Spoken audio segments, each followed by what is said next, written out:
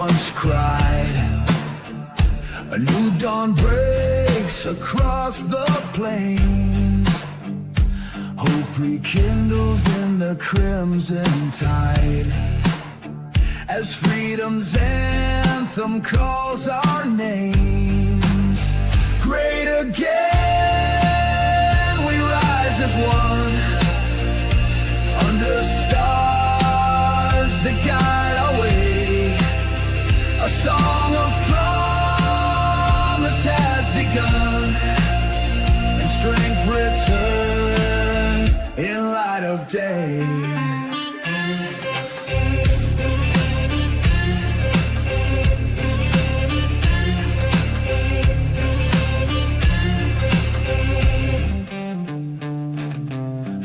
Of dreams are ripe once more. Factories hum with honest pride.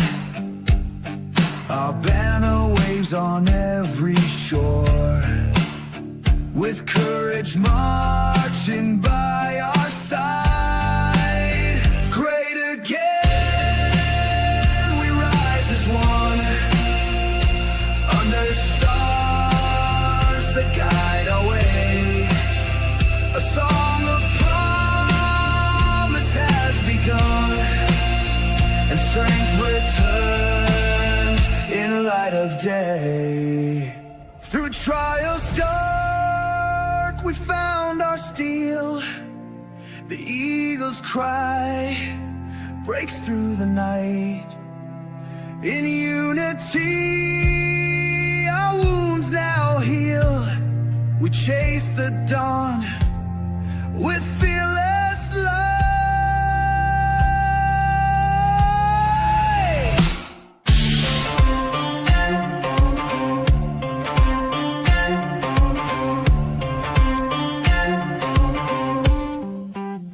Great again, we rise as one, under stars that guide our way. A song of promise has begun, and strength returns in light of day.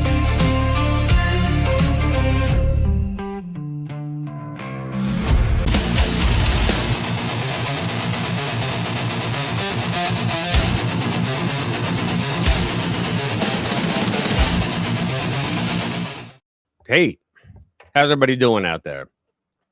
Let's see who's here. Hey, what's up, Simon? Hey, girlfriend, what's up? Isaac Green. Chris, what's going on, brother? Wow, we got to wait for some other people because we got a boatload of news this week. I mean, holy cow. We got some real good stuff on the Minnesota shooting. Let's see who else is here. Hey, my sister's here. What's up, sis? How you doing? So let me go over real quick while we got other people coming in. I'll go over what the stories are going to be tonight. Let's see. This is the main. We got a boatload of stuff. So the top one, it's over. I'm going to show. Maybe you guys saw this, maybe you didn't, but it's the shooting agent's body cam. End of story. And I got a lot to say about it too, because you wouldn't believe the way she and her wife were behaving. This is the result of a larger, sinister left-wing movement. Caroline Leavitt, right again. Here's the prick who is responsible for all this stuff. He's the one that's funding the majority of. Then you got the Joyce Foundation, the Ford Foundation. Who's the other one? There's Joyce, Ford, Tides. You got all these other different foundations, but he's the main one. And then Greenland, it's vast, frozen. We're going to get into why Trump wants it. Here she is, Renee Nicole Good. She actually went through training on how to resist ICE. So she's an ICE watch warrior. So there we go. U.S. trade deficit down 40%. In the latest Commerce Department report. I got a mug out if you want to buy one. You don't have to. Dan Bongino returns to MAGA. He's got a message. It's pretty good, actually. Here he is, Tampon Tim. Dems are agitating for insurrection and political vigilantism. See, up there in the good old state of Minnesota, as you know, they've got a boatload of fraud going on. There's at least 4 programs that we know about already, and there's probably more. Like Ilhan got busted. She's trying to get $1 million through a substance abuse clinic, and it's bullshit. Just like the autism clinic, like the Leering Center, right? Here we go. John Nolte from Breitbart. I like him. He writes, VP Vance repeatedly humiliates the fake news. We're going to play that. I'm probably going to play a lot of that one, too, because it's just so good. And I think that his response to the whole Minnesota shooting thing, to the press in the room at the time, was so good that he is the guy that should take over for Trump. He's the MAGA guy that should. It should be him, I think, him and Rubio, but it's still early. We still got, 3 more years to go? Anna Paulina Luna from Florida, love her. She refers Tim Walz and Keith Ellison, he's a prick too, for criminal charges. Yep. And then, do Democrats even hear the stupid things that come out of their mouths? That's a good one, Mike Lawler. An ICE agent who opened fire on Renee Good. I don't know if a lot of people know this, but like back in June, 6 months ago, he was dragged down the street by another one of these lefty loonies. Vance even says, so you think he might be a little sensitive to a 2-ton vehicle coming straight at him, right? Federal agents, they shoot 2 Tren de Aragua gangbangers who weaponized their car. That seems to be the thing. That was probably in that training course that Ms. Good went through. Use your car every time you can. Official hearing in Minnesota reveals Tim Walz blocked investigations into high priority fraud. Then Tim Pool gives the slow motion analysis, which is pretty good. Then J.D. Vance announces a new assistant AG in charge of fraud, and it's nationwide. It's not just where the Somalians are. It's nationwide, all the fraud. Guys, when you think about it, we saw all the fraud from USAID, right? We saw all those NGOs that were just sucking up billions of dollars, and after giving themselves like 60% of it to themselves, for their salaries and flying first class around the world and all that bullshit, right? Then they were giving it to foreign groups, right? USAID was supposed to spread aid around the world to get people to like us, right? Instead, they were giving it to globalist organizations that were using the money to trash the United States. So on top of that, we now have all this fraud that we're finding. It's all Democrat driven, all of it. Trump orders U.S. withdrawal from 66 wasteful, I love how you put it, wasteful global organizations in sweeping America First crackdown. Good.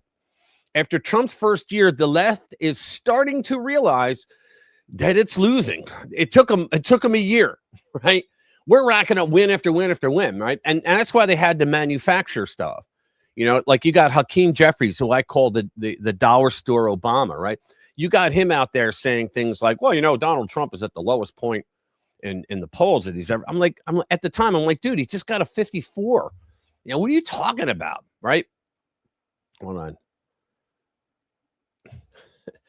And I'm like, these guys, they're just making shit up right now. So Minnesota Democrats blocked auditors from tackling avalanche of Somali fraud. They blacklisted whistleblowers. Remember during the Eric Charmella whistleblower when Pencil Neck, Adam Schiff for brains, when he was in charge of the Intelligence Committee, he was running the first impeachment. He said, we got to protect the whistleblower. Can't say his name. Yeah, you could. The only person according to the law, the only person that can't say a whistleblower's name is the inspector general that the whistleblower went to. That's it. Everybody else can say, but now they're all like, fuck whistleblowers. We hate whistleblowers, right? J.D. Vance addresses the fatal ICE shooting in Minneapolis, and he takes questions. This is the one that we're going to watch. NBC, as a matter of fact, God love them.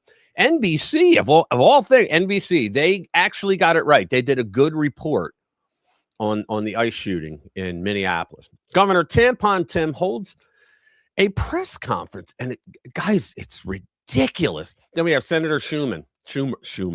Senator Chuck U. Schumer. Communism's not dead. I'm still here. He said, I saw the video. You actually didn't. It just turns your stomach. We need a quick full investigation to get to the bottom of this. Nah. I don't know. It seems like collectively the lib nuts, they want us. They don't think we have eyes, that we couldn't see all the different angles, right? And a Texas Republican brutalizes a Democrat witness, arguing that large-scale Somali immigration has strengthened Minnesota. It's our strength. You know how they do that shit? Yikes. Then we got the entire plethora up here. So what's going on? Let's see. Hey, Anglo, what's going on, brother? Good to see you. Hey, Charlie, what's up, girlfriend? Good to see you. Let's see. Chris, hey, brother, what's happening? Let's see. Who else did I miss? I miss people when I read. I'm sorry, guys, because I only have one monitor now. I got to buy another one so I can see the other messages. But let's see. Do we have everybody? Let's see. And to you, Anglo. What's up, good man? Let me see. Here we go. All right, everybody's up. All right, cool. We're going to start off. I did a, yeah, this is going to be fun. I did a video. I created a song, and it's an AI song, but I did that, and I did a video on the Minnesota shooting on this woman. So I'm going to play it now. See if I can. Well, no, I'll hold off for a little while. Get some more people in. Let's start. We'll start off with. We'll start off with Caroline Levitt. And let me go here. All right. So let's see. So this is the result of a larger, sinister left-wing movement, guys. And call me crazy, but I think that we are seeing the beginning of a civil war, and the two sides are normal versus crazy. And I think that's what we're seeing, because, I mean, think about all the times that the left has harmed people, including ICE agents and regular Americans, right? Think of all the times that they've harmed people. They've taken shots at politicians on our side, right? It's not just Trump. I mean, they've shot other people. And it's like, we haven't done stuff like that, but yet the media constantly says, oh, right-wing violence is far worse than left-wing violence. Where the hell are the right-wingers? And you would think that if there was such right-wing violence, which they call right-wing like skinheads, they go, oh, that's right-wing violence, even though every skinhead I've ever known about was a socialist, right? They love to use government, you know. So I don't get it, but this is the way they are. And we all know the truth. I guess we got to have cosmic justice where we know that they're full of shit, right? So let's go through this. White House Press Secretary Caroline Levitt said the recent attack targeting Immigration and Customs Enforcement ICE officers is part of what she described as a broader organized left-wing assault on federal law enforcement, citing sharp increases in violence and threats against ICE agents and accusing Democrats of obstructing immigration enforcement. Now, that statement right there says it all, right? But you got the libnuts out there, truly, Dunning and Kruger effect going on here. They have no clue what they're talking about. I had several run-ins on X today with a couple of the knuckleheads, and I'm like, oh my God, like, do you guys even, like, do you live on planet Earth? Like, did you see the same thing we saw? Levitt said President Donald Trump and his administration fully support ICE officers and federal law enforcement. And I had people out there saying, he didn't have the right to do what he did. I'm like, when you have a 2-ton vehicle coming at you, and you were 6 months ago, you were dragged down the street. Yeah, I think he does. I think he does. And when you see the actual videos that I'm going to show, you might not have seen them. Probably did know in this audience, but when you see them, you're going to go, oh, there's just no way. We have the body cam of the officer, of the shooter, and there's shit. You look at that, and it's just, and there's so much other shit that went on that the media is never going to put on the screen. So let me be clear: President Trump and his entire administration stand fully behind the heroic men and women of ICE, and will always uphold the law and order in the United States. And it's kind of like think about this. It's all TDS related, right? Like they never, like, I mean, there's more nuances to it because they understand that the more illegals that are here, they can be counted.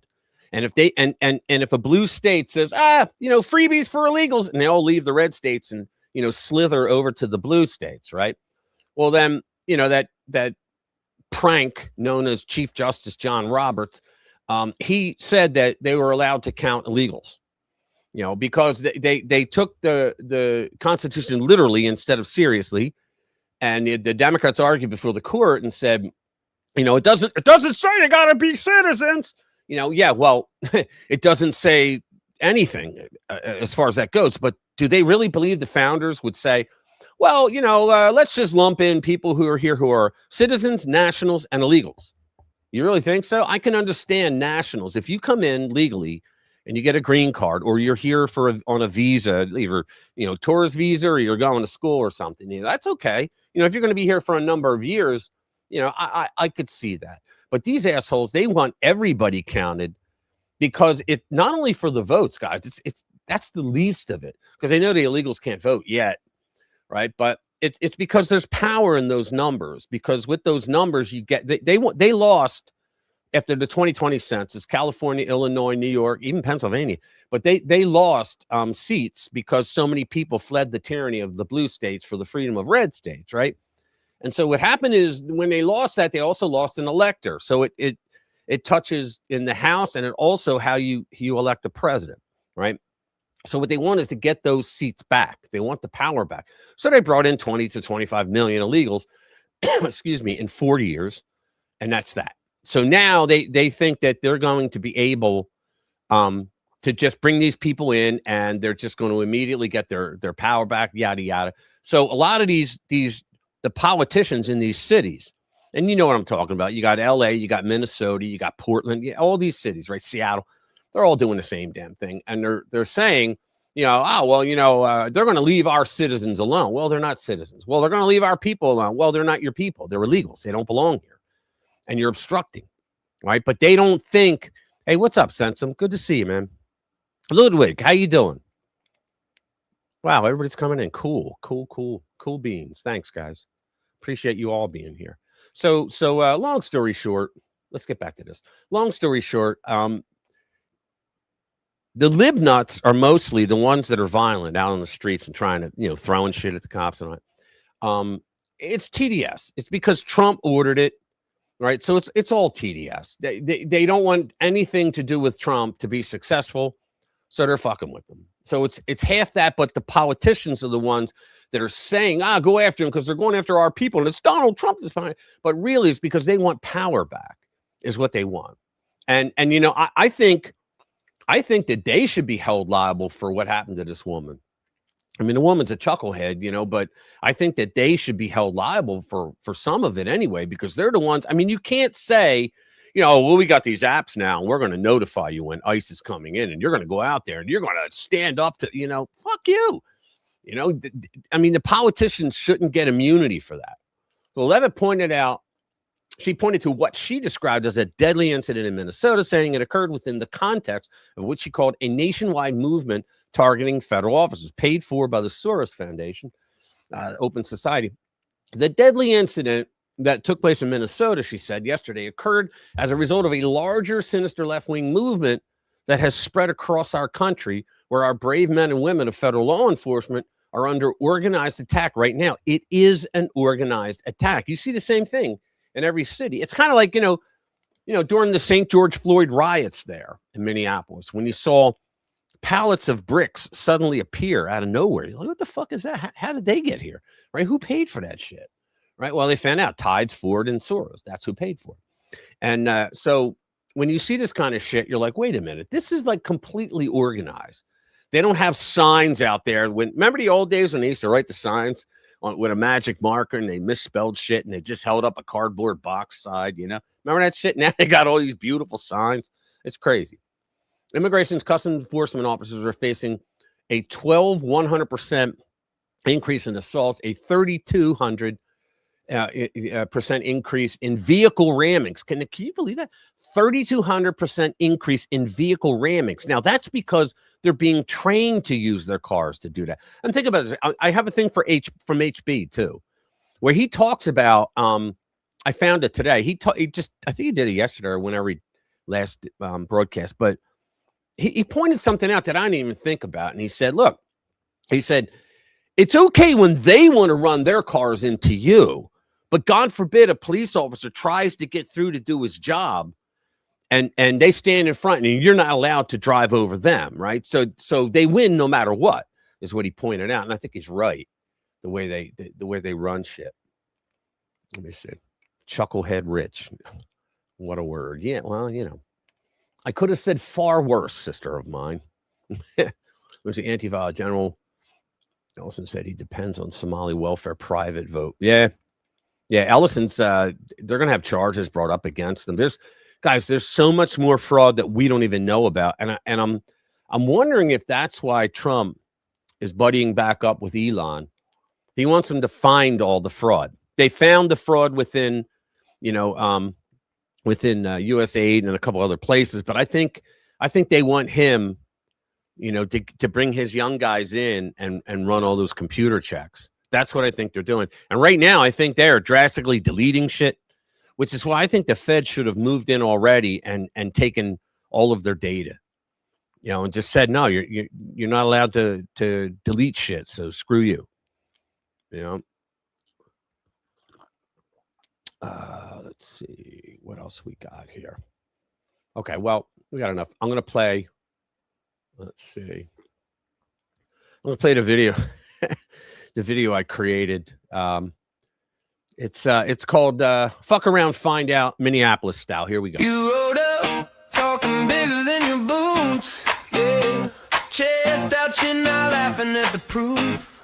Yeah, warning signs flashing in my rear view. You heard the story, had to make it about you. I said, careful what you push, what you pull on me. You grinned, hit the gas like it's all funny. But every step you took just crossed that line. Now you're learning what you didn't read in the fine print, right? You wanna find out, you gotta foot around. You kept on climbing, now you can't climb down. You play that tough talk, now you shook up. You wanna find out, you gotta foot around. You thought I fold when you raised your voice. Thought I break like you picked that choice. But your little game lost when you up that bet. Now you're cashing chips you didn't think you get. I said, careful what you ask, it might just come. You last, spun the wheel like it's all in fun. Now every word you threw comes back in time, echoing louder than your alibi. Yeah. You wanna find out, you gotta foot around. You kept on climbing, now you can't climb down. You play that tough talk, now you shook up. You wanna find out, spin that record back, hear yourself now. All that swagger melts when the truth gets loud. Actions, baby, that's the only sound. Dance with the lesson while it swings you around.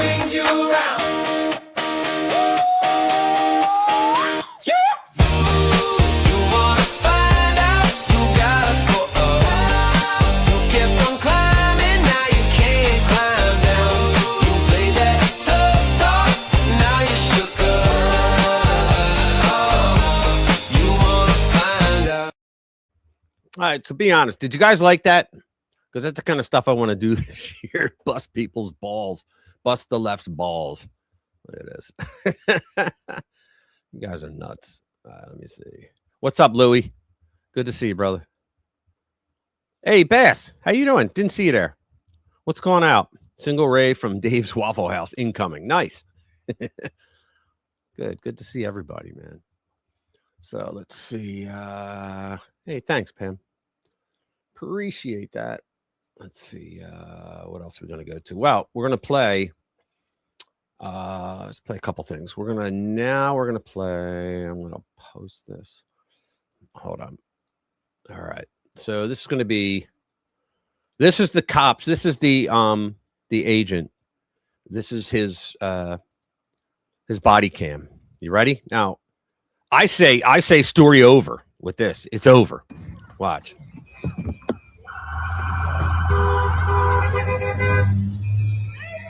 Why don't I have any sound?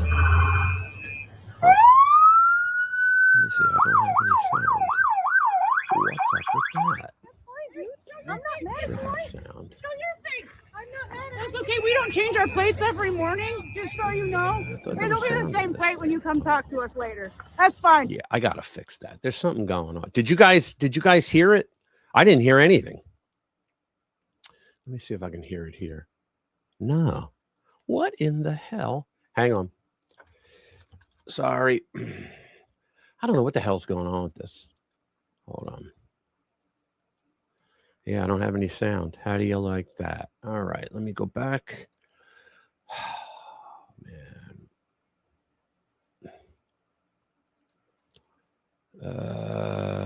Yeah. Let's see. I don't get it. Hang on. The speakers. All right, there we go. Hold on. Oh, that's why. Yeah, I think you guys. Jesus, this is crazy, man. Sorry, man. I got this this newfangled system, and it doesn't seem to want to work with me. So I'm gonna rewind it so I can hear it because I got things to say. So let me bring that up again. So unprofessional, Rich. There we go. Let's her in the car. Her wife is screaming at the cop, and she's gonna get real smart after him. Well, look at her. Watch this. That's her. I'm not mad at you. I mean, she's smiling and whatnot, guys. These crazy people think that this is a game. That's okay. We don't change our plates every morning. We don't change our plates. Just so you know, it'll be the same plate when you come talk to us later. That's fine. U.S. citizen, former fucking resident. I mean, they think it's a game. Screwing with law enforcement. They don't realize they're committing felonies here, obstructing a federal investigation. You want to come at us? And You want to come at us? You want to come at us? Go get yourself some lunch, big boy. Go ahead. Go get yourself some lunch. But yeah, she's a real fucking tough guy. She won't be tough in 10 more seconds when she's crying the blues. Listen. Get out of the car. See what she said? Drive, drive, drive, because he pulled his weapon. Because he noticed she backed up and she was going to drive, drive, drive. And that's it. You should go get some lunch, tough girl. And let's watch it again.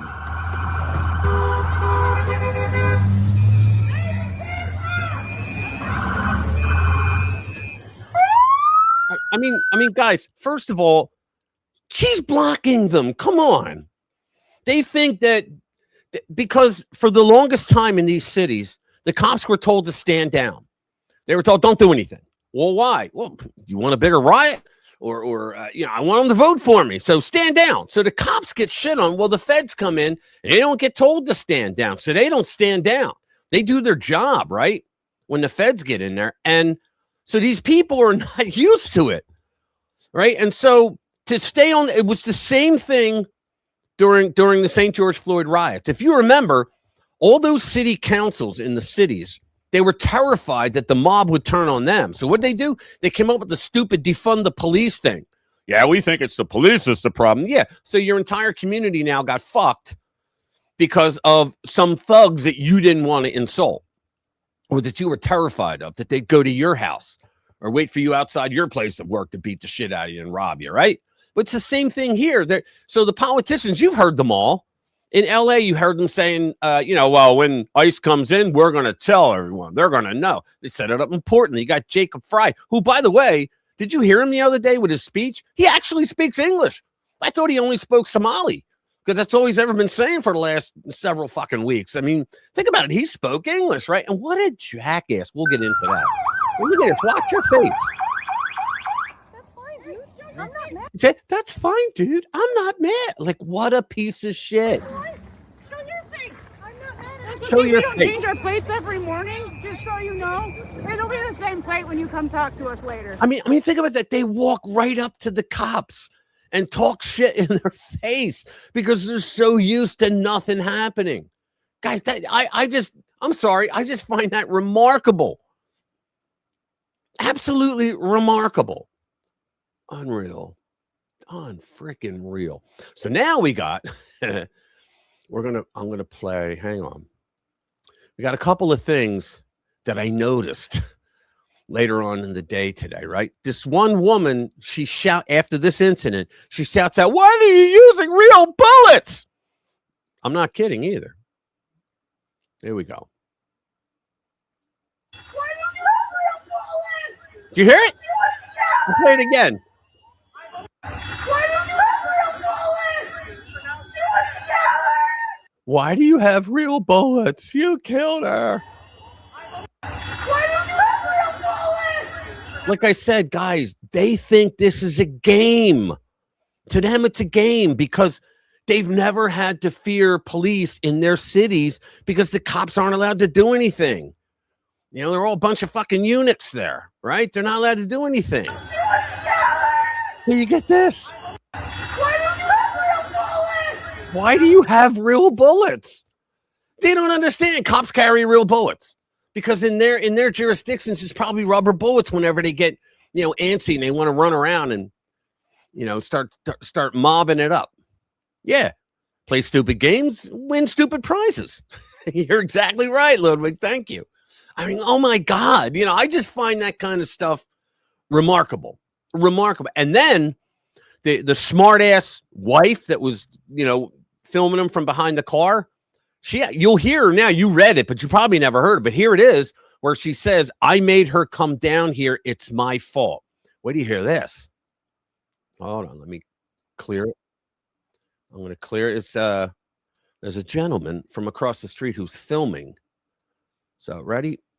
Here we go. So listen to this. This is horrible, y'all.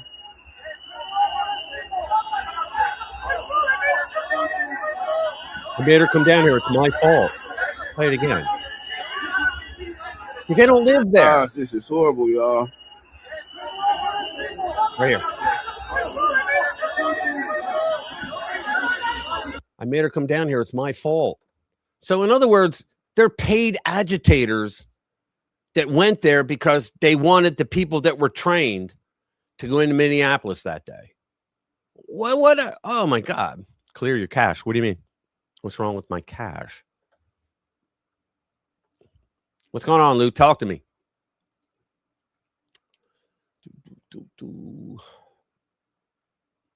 I reboot before I ever go on, and I clear everything.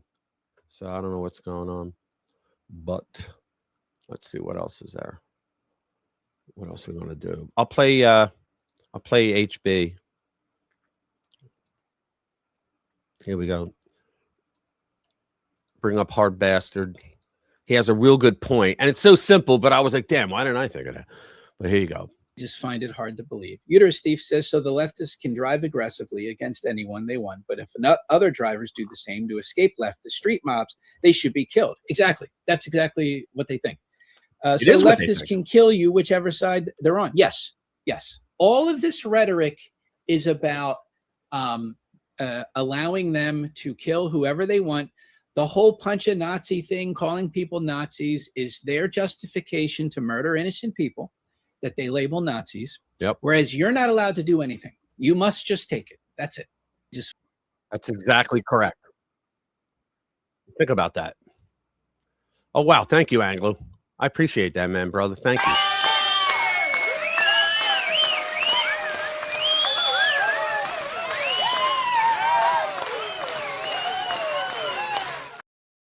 And you too can be like Anglo. Thanks, man. I appreciate it very much. No. Sometimes the images don't, or the videos don't kick in right away. And what I have to do is, well, I mean, they do kick in right away, and I don't want anybody to miss any of the sound. So I had to stop it and then back it up. So it might look like that. I don't know. And thanks for the kind words there, Anglo, too. Bang on the money. Thank you, sir. Let me see. Saw X post yesterday. Thousands of leftists chant, Christy Nome will hang. Oh, yeah. And yet, you know, that's what gets me. You have like one jerk off out there on the right, you know, who says something, or it's a leftist acting like someone on the right, right? And no one knows who that person is. But then you have politicians and celebrities coming out and saying shit like that. You know, and then they all run with it. You know, Christy Nome will hang. No, maybe you'll hang. I don't know at this point. But let's go into some more of it. Yeah, let's do this one. See, here's the bastard who's really behind. This from New York Post, Isabel Vincent. So radical leftist groups, let me get this better. Radical leftist groups, including one financed with $7.8 million. Now, can you imagine You're a radical leftist group. You got $7.8 million from George Soros. You don't have to work to support yourself. That is your work, right? So what does that mean? That means that you get to sit around all day long and plot how you're going to mess with the feds, with regular people, right? So 7.8 million from progressive billionaire George Soros, and behind the anti-ICE protests in Minnesota, the Post has learned. Indivisible Twin Cities, that's the name, which describes itself as a grassroots group of volunteers, they're not volunteers, has led many of the protests against ICE raids in Minnesota, where Renee Nicole Good was shot dead Wednesday after allegedly trying to mow down an ICE agent with her vehicle. And I am so glad, too, guys, it was indie people that got that word out. Them, and I'll say it again, for those of you who weren't here, NBC actually did a random act of journalism this week. They did a good job. They pointed out that there was a second angle, and they said, well, look at this. She hit him. And then when you see the body cam, she hit him hard. It doesn't look like it was like, he was in the way and he got out of the way real quick. No, you saw in the body cam footage that he got knocked back a little bit, and that's when he fired, right? So let me start it over. Indivisible is an offshoot of the Indivisible Project in D.C., which bills itself as a movement to defeat the Trump agenda. So the agenda, ready, guys? Make America great again, and they're against it. And received $7.8 million from the Soros Open Society Foundations between 2018 and 2023, and that's public records, right? Oh, who the hell is that? And let's see. The controversial group was also behind the recent pro-Venezuela protest and No Kings Day. The No Kings, man. Soros should ask for his money back. And what the hell were they? It's like nothing happened. You see the liberals the next day. Good way to go, liberals. Still no king. Think about it. How stupid was that? Demonstrations that Trump administration throughout the country last year. Yeah, okay. In addition to Indivisible Twin Cities, which does not identify its leaders on its website, cowards. Other protest leaders include the Council of American Islamic Relations, CARE, which is really a Trojan horse for getting Islam into the United States and Sri Lanka.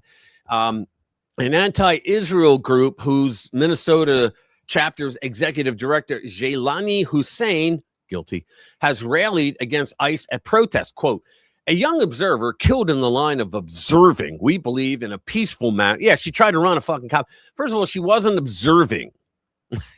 Think about it. She had look at her car. She's part. And from what I understand, she was doing this at other parts of the city as well. So like she's here. And if the cops went to go around her, she pulled up. If they backed up and went here, she pulled back. She kept doing it. And then finally they went to get out of the car and she tore off. Well, here she stayed around just a little too longer. And she found out. They already shared lies about what took place. No, we have eyes. We saw it, bitch. ICE are terrorists. Yeah, okay. Rest in peace, Renee.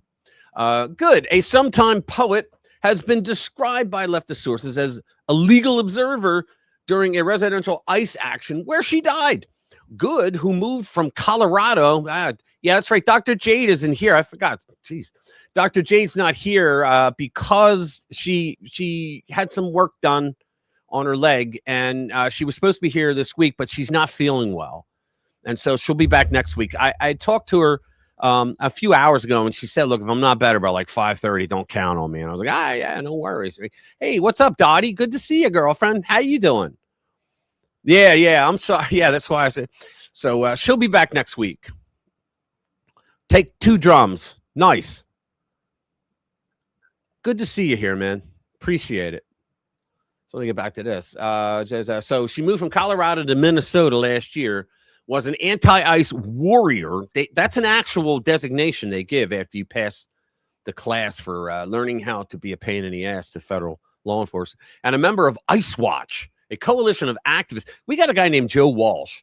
He was a Tea Party Republican, right? And then in 2012, they threw his ass out because he was a piece of shit. Right now, he's a Democrat, but he's out there trying to argue against Trump on everything, not just the ICE stuff, right? But particularly the ICE stuff, because he's grifting a new app called Paxos, And the app is supposed to, like, they already have apps like this. So I don't know why he thinks he's going to do his GoFundMe real well, but the app is to alert illegals that ICE is in the neighborhood. So you called yourself one time a Tea Party Republican, and now you're grifting to make money off of an app that's going to help illegal, violent criminal, illegal aliens in the United States. I mean, think about that. Here you go. Guilty.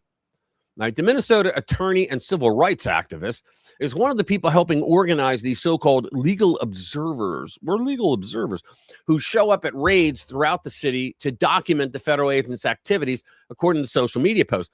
Guys, I think we need to get a bunch of healthy individuals, right? Guys that look like they had an air hose shoved up their ass, and they need to be the legal observers of the legal observers, because I don't think they're just observing. I think they're also getting in there and obstructing justice. She also posts information about vigils and demonstrations on her social media accounts. Armstrong played a prominent role during the protests of the St. George Floyd riots, was killed in Minneapolis in May 20, when embattled Minnesota Governor Tampon Tim Walz announced that he would not be seeking real. You know why? Because he knew that the shit was coming down on him. He knew that they nailed him because there were whistleblowers. Like, from what we understand now, they blacklisted whistleblowers because they didn't want to get in trouble. So that means that they've known this stuff, that they were going to get caught. They've known it for a long time. Plus, the woman that's running for governor, she's a Republican. She just came out and said, look, 4 months, well, 5 now. She said at the time, 4 months ago, I sent him a report of all the fraud that we found out, and he did nothing. He didn't move on it because that's their constituency. That's all there's the two knuckleheads. So there's the remembrance thing. Boy, you think they put a little more money into it. What do you think? Yeah. When Democrats respond to bad faith attacks by retreating, they don't just lose candidates. They legitimize the tactic. They teach voters that propaganda works, that cruelty carries no cost, and that marginalized communities can be used as political weapons, exactly, without consequence. Whatever the intentions, the cumulative effect is strategic capitulation. That's exactly right. In other words, your politicians are using your dumb asses.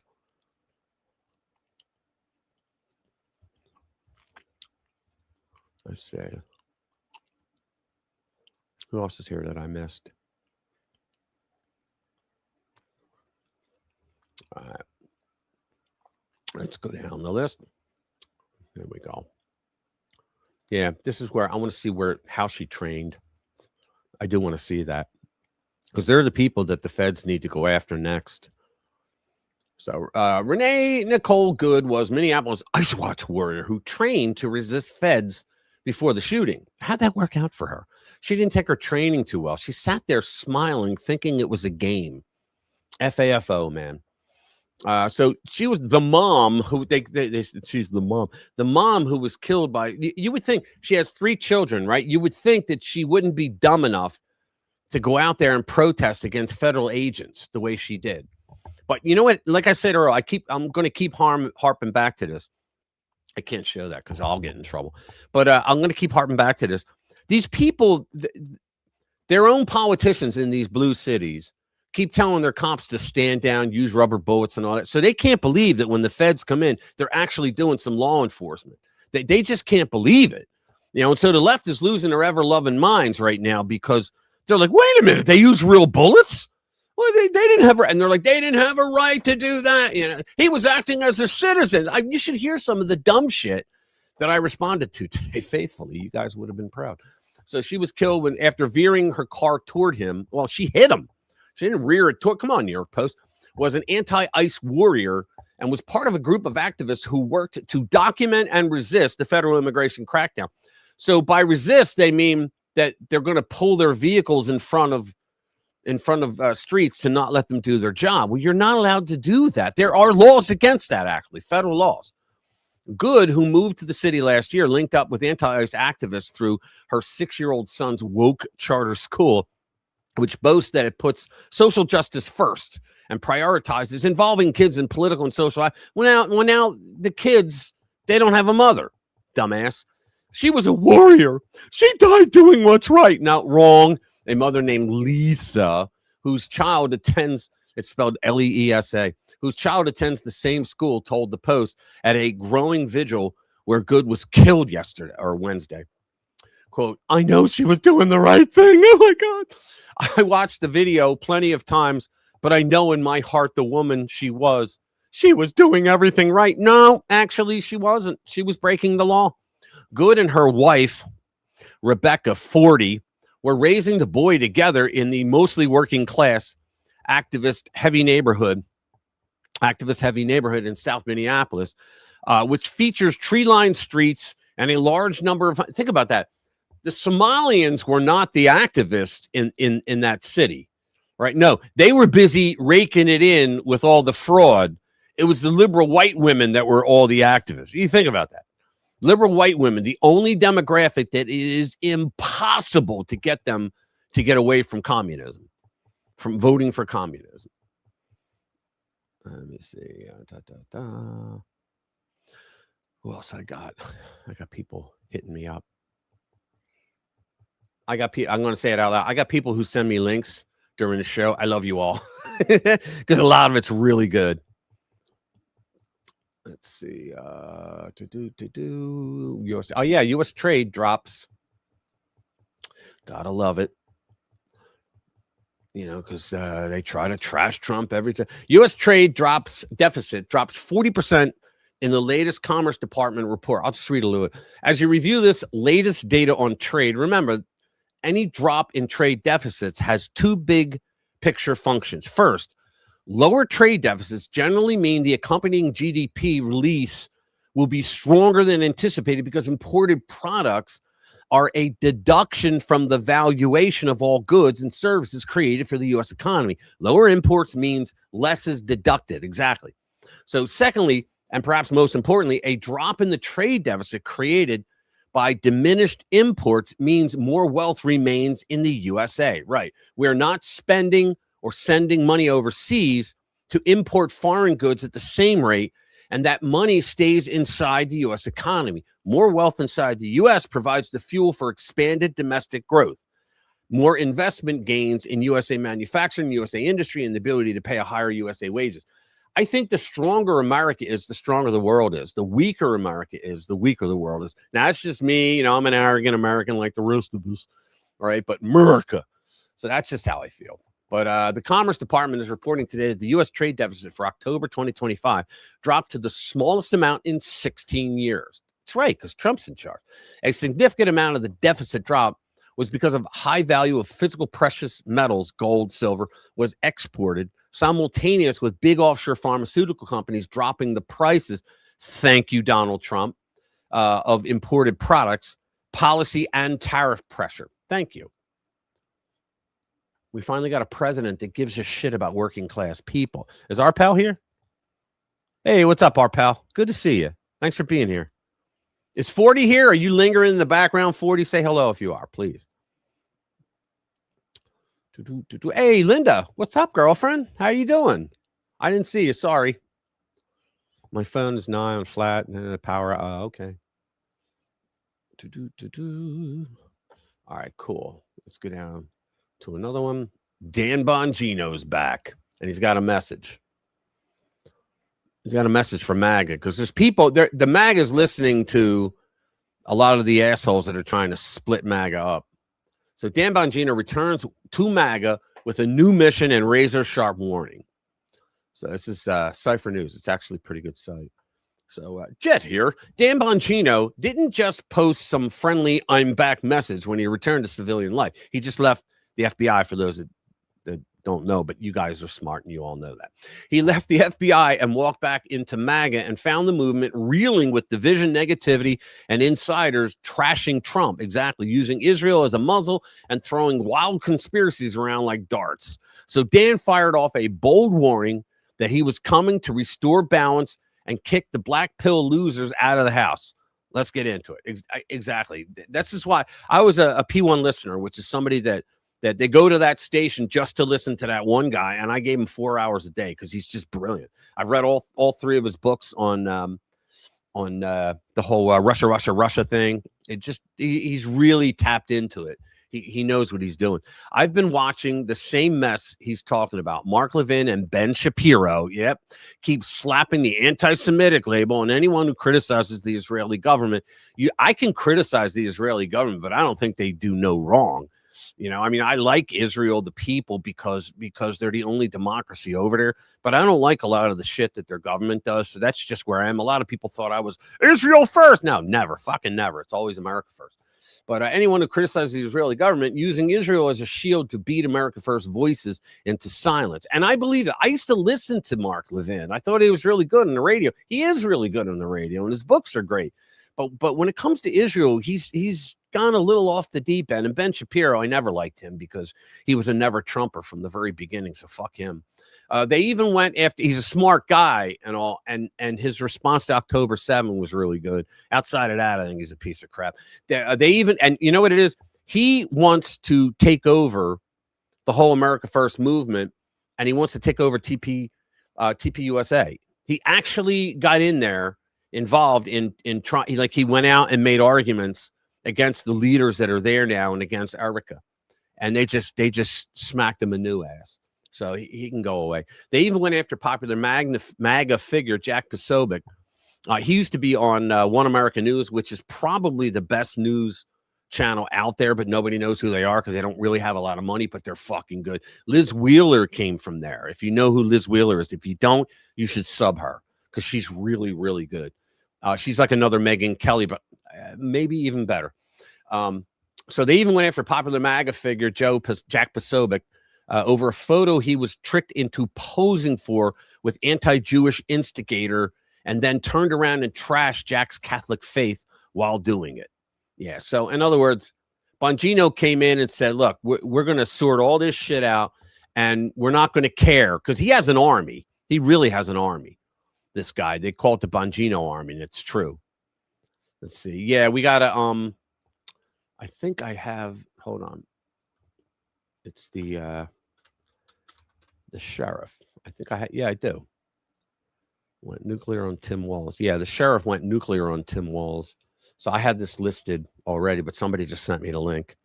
So let me go up here. So this guy, you think like he's going to talk about Minnesota, and you think, well, what the fuck is a Florida sheriff? Because this guy's real good, and they want he's very well known, and they want people to listen to what his message is. So 97% of dog owners are making this mistake. Premium food helps them thrive. Who cares? No offense, but if you're paying more than $30 per month on car insurance, you're getting ripped off. Yeah, screw you. All right, here we go. Do this. Ready? Watch this. Let's send out the message loud and clear. And it should start with the mayor, the police chief, the local sheriff, and the governor of Minnesota. Cooperate with law enforcement officers. Don't resist them. Don't violently resist them. If you do violently resist them, if you do felonious assaults with 2-ton weapons, expect to be shot. Hello, everyone. Chef Grady Judd here. I've been asked by media outlets and several people to comment on the event that occurred in Minneapolis yesterday. Let me make one thing abundantly clear. You have to be accountable for your conduct. And that starts with the mayor. Did you hear his filthy talk? Yeah, did you hear him? Did you hear his filthy? Did you hear him? Get the F out of my city. He's the guy that created the problem by telling his officers to stand down. And what about Tim Walz, where his wife said that they used to open the windows and smell the burning tires during the St. George Floyd riots, and they knew this was freedom coming our way. What a jackass. Uninformed talk yesterday to the people not only of the city and the state, but across the nation. Shame on you. That's lack of professionalism. Yeah. Now let's look at the event. The investigation's not complete. I am giving you context on the video clip that I saw. Right. Law enforcement officers, federal law enforcement officers, ICE agents were trying to take the occupant of the car out of the vehicle. During this encounter, the vehicle backed up and then drove directly at the ICE agent. That is a deadly weapon. And the only news was NBC that told the truth. The rest of them all went with the same old typical bullshit lies. A 2-ton deadly weapon. So what did the occupant expect? Yeah. They should have expected to be shot. Yeah. When you commit a deadly assault on a law enforcement officer, you're going to be shot. So let's do this. It's simple. Let's send out the message loud and clear. And it should start with the mayor, the police chief, the local sheriff, and the governor of Minnesota. Cooperate with law enforcement officers. Don't resist them. Don't violently resist them. Yeah, I say, duh. Like, can you imagine that he had to actually, hey, what's up, brother Jim? Can you imagine that he had to actually come out? Like cities asked him, can you just go out and talk about this? I mean, think about that. He had to actually go out and say that. Like common sense stuff, like don't mess with officers when they're doing their job. It's obstruction. It's not going to end well for you. You know, it just isn't. I think we got more people in here, so I want to play the video again. There's a video. I created a song and I created a video about this woman. It's called FAFO Minneapolis Style. Here we go. You rode up, talking bigger than your boots. Yeah, chest out, chin out, laughing at the proof. Yeah, warning signs flashing in my rear view. You heard the story, had to make it about you. I said, careful what you push, what you pull on me. You grinned, hit the gas like it's all funny. But every step you took just crossed that line. Now you're learning what you didn't read in the fine print, right? You wanna find out, you gotta foot around. You kept on climbing, now you can't climb down. You play that tough talk, now you shook up. You wanna find out, you gotta foot around. You thought I fold when you raised your voice. Thought I break like you picked that choice. But your little game lost when you up that bet. Now you're cashing chips you didn't think you get. I said, careful what you ask, it might just come. You last on the wheel like it's all in fun. Now every word you threw comes back in time, echoing louder than your alibi. Yeah. You wanna find out, you gotta foot around. You kept on climbing, now you can't climb down. You play that tough talk, now you shook up. You wanna find out, spin that record back, hear yourself now. Hear yourself. All that swagger melts when the truth gets loud. Truth gets loud. Actions, baby, that's the only sound. Oh. Dance with the lesson while it swings you around. Swings you around. Yeah. You wanna find out, you gotta foot up. You kept on climbing, now you can't climb down. You play that tough talk, now you shook up. You wanna find out. All right. Let's see what else do we have here. Tim Walz holding his press conference. What a freaking joke. I'm not going to play the whole thing because I don't want to pain you and I want to keep you here. But I am going to play like the first couple minutes because, oh my God, this guy is an insufferable ass. And remember the entire time that we're going to be watching this. What do you mean gay? What was gay, Jimmy? What was gay, Jim? Tell me, what was gay?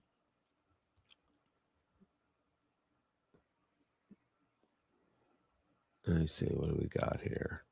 What's that? Ice baby. Ice baby. Okay. Anyway, all right. So just remember, he knows that the feds are coming down on him because of all the fraud, right? He knows that he's in a world of hurt for that, because there are officials that pointed out that they told him about the fraud and he did nothing. So and today that recklessness cost someone their life. The recklessness that was caused by you and your mayors. I've reached out to Secretary of Homeland Security Kristi Noem, and I'm waiting to hear back. You won't. Let me be clear. Donald Trump and his administration may not care much about Minnesota. That's been pretty. Do you hear this shit? Donald Trump and the administration sent ICE agents into Minnesota to get rid of criminal, violent, illegal aliens that don't belong there. And this asshole saying they may not care about Minnesota or the people here. Evident, but we love this state. We won't let them tear us apart. Wait a minute. You're the one tearing the people apart. I'm sure people in the communities that have been harmed by illegals, either robbed, raped, whatever, murder, whatever, I'm sure everybody in Minnesota has someone that was harmed by an illegal or knows of someone, right? Turn against each other. To Minnesotans, I say this: I feel your anger. I'm angry. They want a show. We can't. What is the faces with this woman doing the signing? Watch her face. Give it to them. We cannot. If you protest and express your First Amendment rights, please do so peacefully, as you always do. Yeah, he says that as a throwaway. Please do it peacefully, as you always do. Yeah. We can't give them what they want.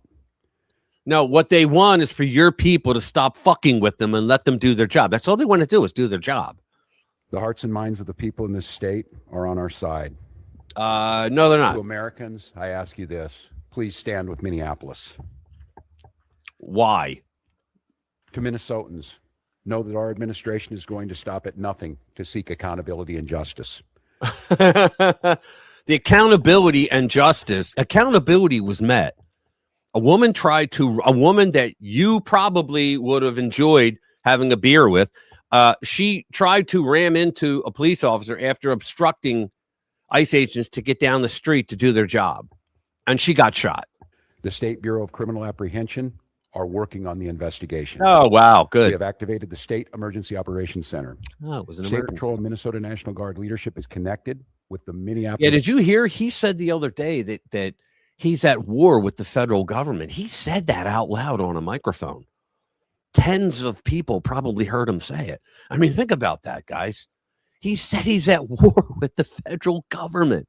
What a jackass. Police Department, the St. Paul Police Department. And he's saying that he's going to send troops in to go after ICE, National Guard troops, that Trump could just nationalize at any time. Hennepin County Sheriff's Office, the DNR, and think about that. I'm sorry. Think about that, too. When Trump wanted to bring National Guard troops in, not to apprehend illegals, but to stand guard so that ICE could apprehend illegals. Right? They went all nuts. Now, this asshole saying, "Oh, I'm going to bring in the National Guard. It's our National Guard, and we're going to bring them in to go after ICE." Minnesota's Homeland Security and Emergency Management. You kidding me? We have activated dozens of members of the State Patrol's mobile response team. Dozens.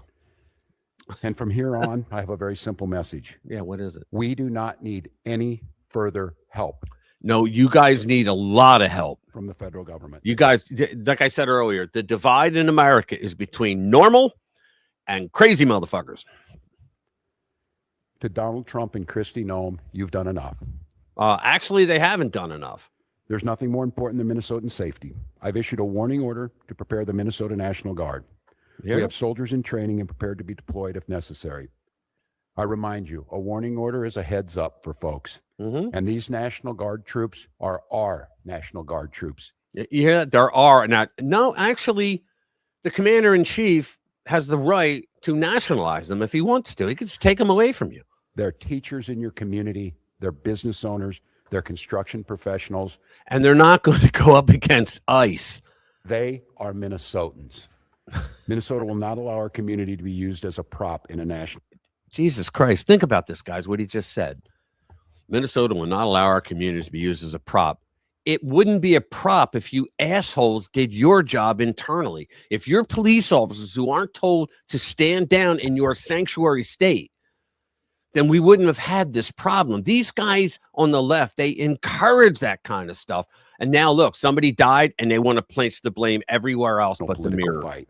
We will not take the bait. We will continue to update you, Minnesota, as we get more information. Again, what is up with this freak over here with the signing? Now I'd like to turn it over to Commissioner Bob Jacobson. We're not going to listen to him.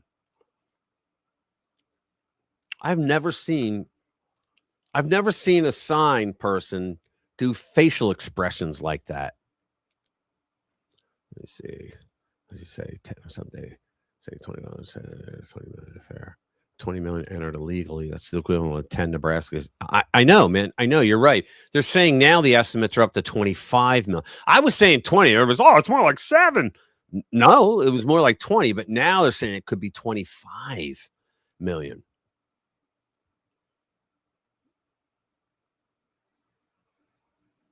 You might be right. Yeah. Let me see. The signers are face paint. Yeah. Let's see what else we got here. We've got Schumer. Let's see. I got to stop the video first. Here we go. All right, let me bring it up. These two jackasses. You got Chuck U. Schumer and Chief Crazy Bitch. Let's see. What do we got here? No, it's not playing. Sorry. Look at me. What's that? They look trans to me. Yeah, they do. They do look like they're trans. Yeah. All right. Yeah, it's not playing. Shit. All right. Well, we still got a couple more in the middle here. Millions of cat. Yeah, check this out. This is great. They're trying to get out and they got caught. So TSA, ready for this? TSA found millions in cash in luggage of Somalians at Minneapolis airport. These are the people that came here and didn't even have shoes, couldn't speak English. They've got millions of dollars now.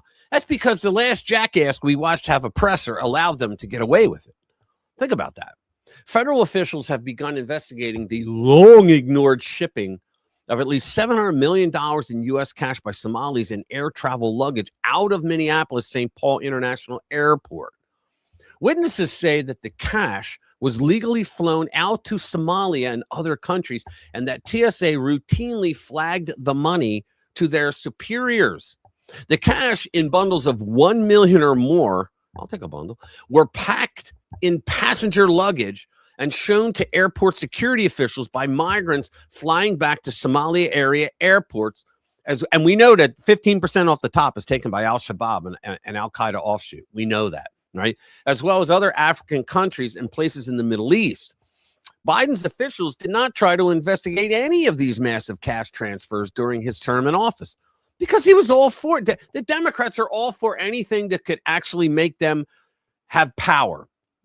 So if you got a bunch of Somalis that are now allowed to vote, right, in elections, and you've already been given, because you ran out of fucking ideas. You have no ideas if you're a Democrat how to make people's lives better. You just have no idea because you're a communist now, and all you care about is grabbing your own power. So what they do is they say, okay, well, we'll buy their votes, and that's what Biden did. Think about it. Biden was buying the votes of deadbeats that didn't want to pay their fucking school loans, right, and other people. So now he's bringing all these illegals in to gain power back with the next census, right, and that's all going away because Trump's not going to count them.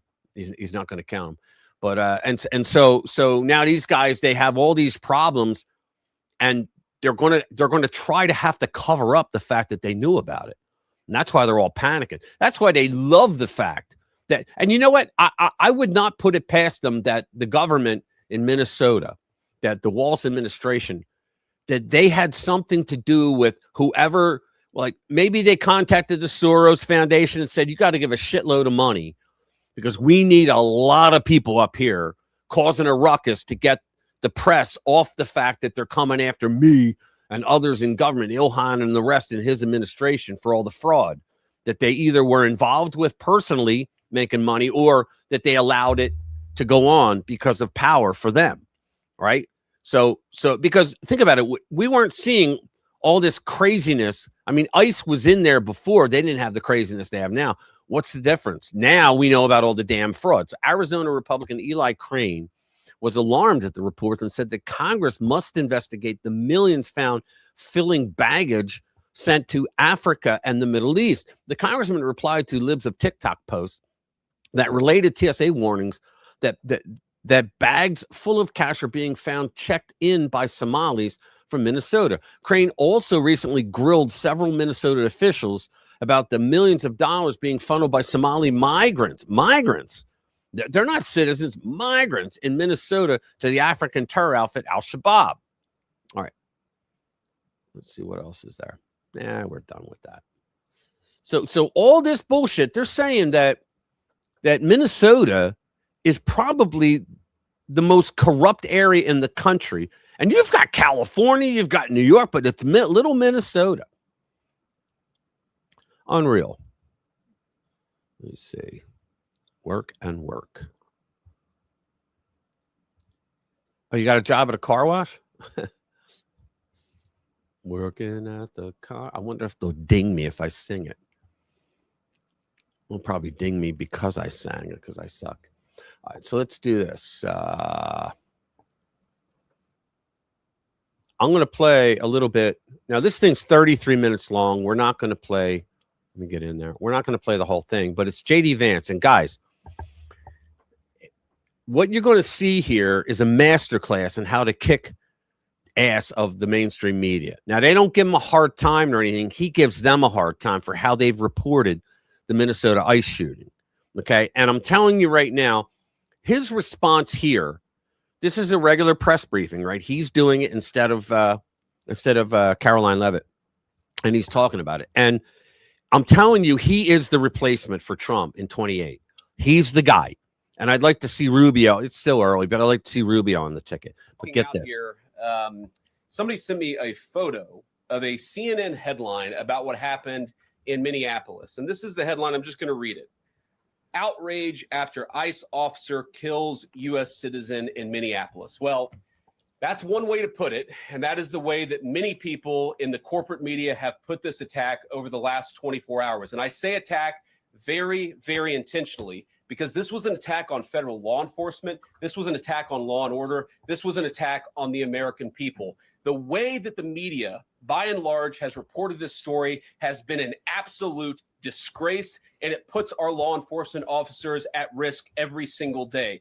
They wanted another riot to go across the country. They wanted another George Floyd riot. What that headline leaves out is the fact that that very ICE officer nearly had his life ended, dragged by a car 6 months ago, 33 stitches in his leg. So you think maybe he's a little bit sensitive about somebody ramming him with an automobile. What that headline leaves out is that that woman was there to interfere with a legitimate law enforcement operation in the United States. They don't want to hear that, though. What that headline leaves out, they go, legitimate schmitimate. We don't care. Is that woman is part of a broader left-wing network to attack, to dox, to assault, and to make it impossible for our ICE officers to do their job. If the media wants to tell the truth, they ought to tell the truth that a group of left-wing radicals have been working tirelessly, sometimes using domestic terror techniques to try to make it impossible for the president of the United States to do what the American people elected him to do, which is enforce our immigration laws. The president stands with ICE. I stand with ICE. We stand with all of our law enforcement officers. And part of that is recognizing that you people in the media, not everybody in this room, but many people in this room have been lying about this attack. She was trying to ram this guy with her car. He shot back. He defended himself. He's already been seriously wounded in law enforcement operations before. And everybody who's been repeating the lie that this is some innocent woman who was out for a drive in Minneapolis when a law enforcement officer shot at her, you should be ashamed of yourselves. Every single one of you. Questions? Thank you, Mr. Vice President. I wanted to read a quote from Tim Walz earlier today. He said, "When things looked bleak, it was Minnesota's first that held the line for the nation on July 3rd, 1863. And I think we may be in that moment now." Can you comment on his rhetoric and Mayor Jacob Frey and whether they want to see unrest in Minneapolis? Well, that's very tough rhetoric from a guy who just quit because his fraudulent activities have been uncovered. Look, Tim Walz is a joke. His entire administration has been a joke. The idea that he's some sort of freedom fighter, he's not. He's a guy who has enabled fraud and maybe, in fact, has participated in fraud. That's what this new assistant attorney general position is going to find out. I don't care what Tim Walz says. I care about getting to the bottom of this fraud for the American people, and I care about enforcing the nation's immigration laws. That's what we're going to stay focused on. Carpet munch. Unrelated question here. I mean, Democrats have accused You're right. of murder. She thought it was a game. Targeting Americans. They've told ICE to get the F out of Minnesota. This is going to stoke the fire against ICE agents. We're talking about ICE agents right now, being concerned about them. What, if anything, is the administration going to do to make sure these folks are protected during these protests? But also, should DHS sort of revisit their procedures here? I mean, nobody wants to see an American killed. Are there changes that need to be made to make sure something like this doesn't happen again? Look, first of all, of course, nobody wants an American citizen to be killed. This is absolutely a tragedy, but it's a tragedy of the making of the far left. They have radicalized a very small segment of the population, taught them that ICE agents are engaging in wide-scale violation of people's rights. What our ICE officers are doing is deporting the millions of criminal aliens that were let in during the Biden administration. So number one, we have to say, as a matter of leadership, and I would appreciate if the Democrats would join me on this, let's be honest about the fact that we have way too many illegal aliens in this country. Our ICE officers should be supported in doing their job. You're trying to actually marshal the far left lunatic fringe to engage in doxing, to try to make it impossible for them to enforce the law, and in some cases actually to engage in acts of domestic terrorism against our law enforcement officers. When you talk about different plans, different protocols, different policies, I forget exactly how you asked the question. Here's the simple fact. What we're going to do is make it easier for the American people's administration to enforce the American people's law. And that means that Democrats have to stop rallying the mob against legitimate law enforcement operations. And that means that we are going to get tougher. And that's what this AAG position is about. We're going to get tougher at the people who are defrauding the United States by inciting violence against our law enforcement officers. That's one of the things that we're going to do. We've already started that work at the Department of Justice. We're going to keep on doing it. And this new AAG position is going to kick that into high gear. Vice President Vance, you just suggested that this woman who was killed, Renee Good, is part of a broader left-wing network. Who do you think is behind this broader left-wing network? Soros. Well, it's one of the things we're going to have to figure out. But here's the way that I put it. When somebody throws a brick at an ICE agent or somebody tries to run over an ICE agent, who paid for the brick? And who told protesters to show up and engage in violent activity against our law enforcement officers? You see, just with this most recent terrible incident in Minneapolis, you see friends of this woman's or other people who are eyewitnesses saying basically that she was there to engage in obstruction of a legitimate law enforcement operation. How did she get there? How did she learn about this? There's an entire network, and frankly, some of the media are participating in it, that is trying to incite violence against our law enforcement officers. Right. It's ridiculous. It's preposterous. And part of our investigatory work is getting to the bottom of it. Who's funding it? Who's supporting it? Who's cheerleading it? And of course, if there's illegal activity related to that, we're going to get to the bottom of that and prosecute it where we can. Yeah, that's enough. But yeah, I think JD is the guy. I think he should be the guy. I like him a lot. I like how he just handled that. I want to point out, thank you, Sensum. I really appreciate that. He has, don't spoil it for me, Rich. I've always wanted to go to the Leering Center. There we go. Anglo. Again, Anglo. Wow, man. You guys are awesome. Thank you very much. You too could be like Anglo and Sensum. All right. Here we go. Let's see what else we got here. Who else is coming in? She was absolute disgrace. Yeah, absolutely. Let's see what else we got here. Yeah, I want to do the Schumer one. Him and Chief Crazy Bitch. Let's see. Nah, I can't get it to play. Still, yikes. All right. The Tim Pool part. Yeah, Tim Pool does. This is good. Let me see if I got past. I'm getting past the. It's a rumble. I'm getting past the 2 ads. Sorry, guys.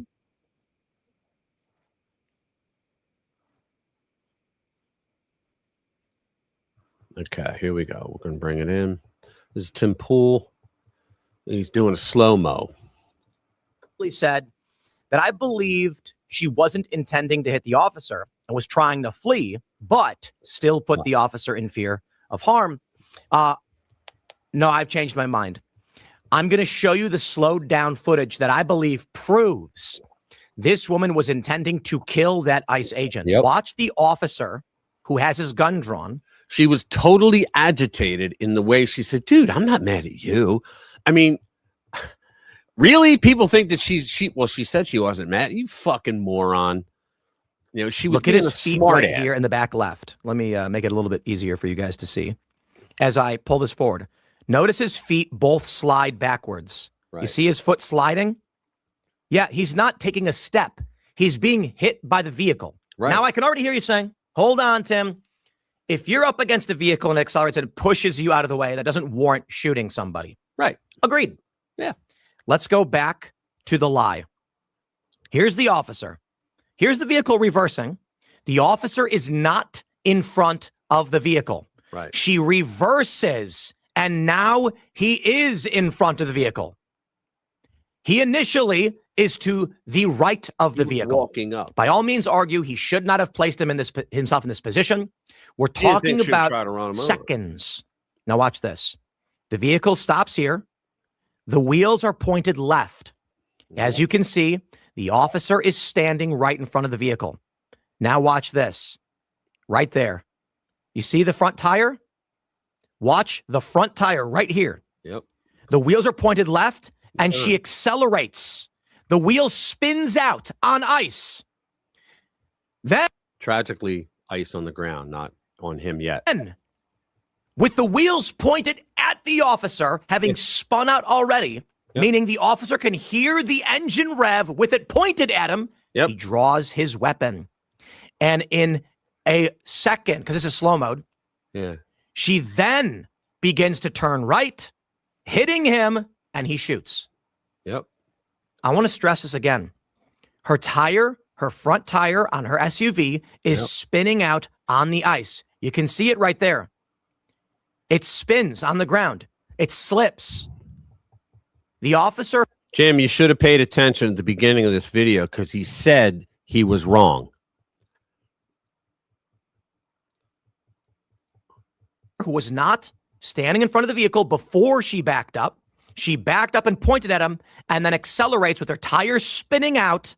And then moving forward, he draws his weapon and then the wheel turns to the right. Now, of course, people have said, oh, like she only tried to turn right after the gun was drawn. Maybe, but I'll put it like this. I don't know what her intentions were, and it's immaterial what her intentions were. But look at this. The tire spinning out and slipping on the ice before stopping. Yep. There are 2 points that I think are important. Were it not for the ice, which you can see on the ground, the vehicle would have just lurched forward, run this guy over. Seriously. Yep. And yet they're still going to try to argue that the cop did not have a right to use deadly force. They're still going to argue that.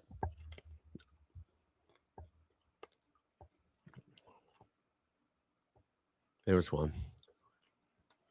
Let's bring this up. Next. There you go. After Trump's first year, the left is starting to realize, just starting, took him a year, that it's losing. As President Trump nears the end of his first year of his second term, because it's the 20th, remember, the left is starting to realize he's winning and they're losing, particularly in the culture war. Exhibit A is this opinion piece in the New York Times entitled, "The Trump Revolution is Going Much Farther Than We Realize." Further, it was written by Thomas B. Edsall, a brown educated snob who relied mostly on ivory tower academics to inform the essay's perspective. The roughly 3,000 word essay, that's a lot for an essay for the Times, is 4 times the length of your typical newspaper opinion piece, which says something about the weight the Times is giving this issue. Obviously, there's a good deal of concern and angst on the left that some of the things Trump is accomplishing may actually stick. While the piece, because see, in the beginning, they were saying, all right, so we lost everything, Well, we're going to get it back. When Trump's out, they got nobody. They have no bench. We have a very deep bench of good people we could put up there. They have no one. I mean, Kamala is still their top ranking person for 28, if you can believe it. While the piece touches on a lot of things, the impetus seems to be that Trump has gutted certain non-governmental organizations. Of course, influences like the news media law firms, universities, corporations, and activist groups. Matt Grossman, he's a gross man, an academic at Michigan State, seemed frustrated that while during Trump's first term, the institutions he attacked resisted, while this time they're giving in. Quote, "We don't know yet the extent to which these efforts will produce lasting change across sectors, but we do know that many institutions have changed their posture in response from resistance last time to accommodation this time." And I haven't read this, but I'm going to give you my take on why I think this is, because we are seeing a lot less resistance from these organizations. I think it's because in his first term, Trump didn't really know anybody, so he relied on his son-in-law, believe it or not, Jared Kushner, to make a lot of hires, and those hires were Trump haters. Now, I don't think Kushner knew that. I think Kushner was a Democrat his whole life, and he just, he's a good guy, bring him in. He knows what he's doing. This time around, Trump has America First, MAGA people in all the positions. So when these organizations know that they don't have someone on the inside of the administration to tell, well, he's going to do this, so here's what you got to do to get around that. And fuck him. Yeah, fuck. They don't have that this time around. Everybody this time around is loyal to Trump. And so they're not going to try to get away with stuff because they're not going to get away with it. Shari Berman, an academic, Bernard, said Trump has been strikingly successful in weakening non-governmental constraints on executive power. Media organizations, major corporations, law firms, universities, and civil society groups have all come under sustained pressure. It's not pressure, it's just not getting money. Trump's blunt force approach has found more success in making culture more hospitable to the American right, meaning us, than at any time since the 1980s. Dalek actually said that Trump's use of the power of his office has enabled him to shift the culture in his ideological direction. Exactly. But you know what? I think the culture was always that way. It's just that my brother, Jimmy Philly, who's here now, he has always said that if it weren't for the frickin' media, these groups would have no power. It's because the media makes you think the way they report on them that they're the end all be all, that everybody in the country votes Democrat and they all love these organizations. Well, now they're not doing it because Trump, again, is not allowing them, but there's no one inside his, like anybody of weight inside his administration that's doing that now. He's got all people that are loyal, and they're loyal not so much to Trump, but to the cause, America First. That's what they're loyal to, America. We've been getting screwed for so long by people in dark suits who hide behind media. Well, fuck that. We're sick of it. America First means no, take care of America first. And we're not talking about, the George Soroses. We're talking about working families. They're the people that have been shit on, the forgotten men and women. And that's why people love Trump. That's why they loved Reagan. Reagan did the same thing. Reagan wasn't a conservative. I think he was a populist nationalist. He wanted to help people that were harmed and left behind. That's what he wanted to do, and that's why he was so popular. Social media companies have lifted bans on far-right hate mongers. You know what a far-right hate monger is? Yeah, well, Joe Biden, he unconstitutionally forgave student loans, and the Supreme Court said he couldn't do it, and he gave him the finger. That makes you a far-right hate monger, right? They made X and Facebook more hospitable to the pro-MAGNA content. Well, that's because it was revealed that look, if you are working with a government on doing something which is called fascism, by the way, if you're working with a government because you fear that government harming your company, or maybe even you, right? Then that kind of makes you like a quasi-government organization. And we have a Supreme Court case that says that. I forget the name of the case, but there was a town that was built in America. You used to have corporations that had a big manufacturing plant. And so they built a city, like a town, complete with supermarkets, bowling alleys, movie theaters, shops, stores, all the bullshit, right? And you used to get paid in their money. They made their own money, and you used to get paid in that. So you couldn't buy anything outside the town, but you never had to leave the town, right? Well, there was this one town that was like that, and people wanted to put up, it was anti-abortion stuff, pro-life stuff. And the cities, people complained about it, obviously. And The city came back and said, well, no, you're not allowed to do that. And they were like, what do you mean? First Amendment. They're like, this is a privately owned town.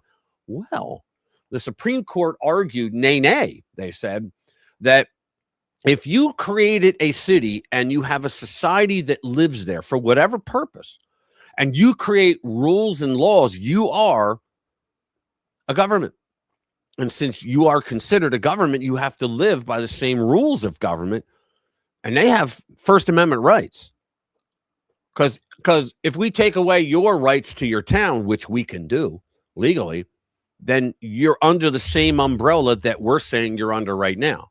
So that's what's happening with a lot of companies. They're realizing that they're going to lose against Trump. And Trump's got nothing to lose because this is the last time he's going to be in office. Yeah. Jimmy always says this. And you know what? He's right. Hold on.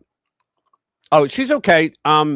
She had said to me today, I talked to her today, and she said, if you don't hear from me by 5:30 our time, I'm not going to be there because she's having problems. She had surgery. And was it last week, I think? And she had physical therapy on last Friday. And then and I'll let her tell you where she had surgery, like what she did. It's nowhere. It's not weird or anything. You know, it's just I don't want to speak for her, right? Respect.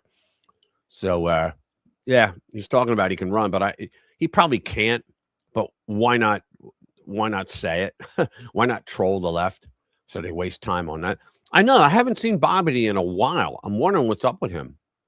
You're right. And Commander, I don't know where he is. He might be with his family, though. In fact, I might hit him up. Well, he usually comes in like soon from now. Yeah. Yeah, I think she'll be all right. She'll be back. She should be back next week.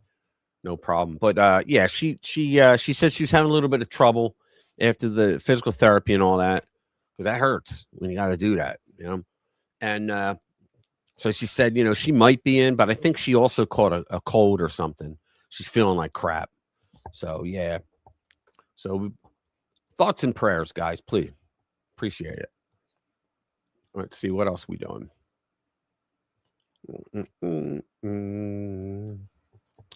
Okay, well, what else is there?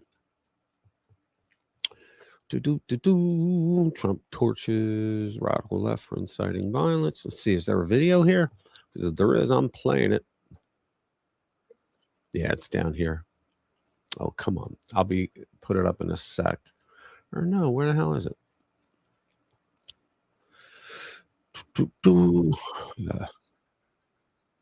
Oh yeah. Yeah, this is just a report of what Trump. I want to play it though. It's what Trump put out on Truth Social. I love that he had the means to say, oh, they want to kick me off all these. Fine, fuck you. I'll create my own. And it's worth a lot of money now, too. Here we go. So this is Laura Ingraham. Excuse me. Which took place in Minneapolis. It's a horrible thing to watch. The woman screaming was Dana obviously Perino, a professional agitator. And the There you woman go. driving the car was very disorderly, obstructing and resisting, who then violently, willfully, and viciously ran over the ICE officer who seems to have shot her in self-defense. Based on the clip, hard to believe he is alive, but is now recovering in the hospital. The situation is being studied in its entirety. The reason these incidents are happening is because the radical left is threatening, assaulting, and targeting our law enforcement officers and ICE agents on a daily basis. They are just doing the job of making America safe. Yep. We need to stand by and protect our law enforcement officers from this radical left movement of violence and hate. That's exactly right.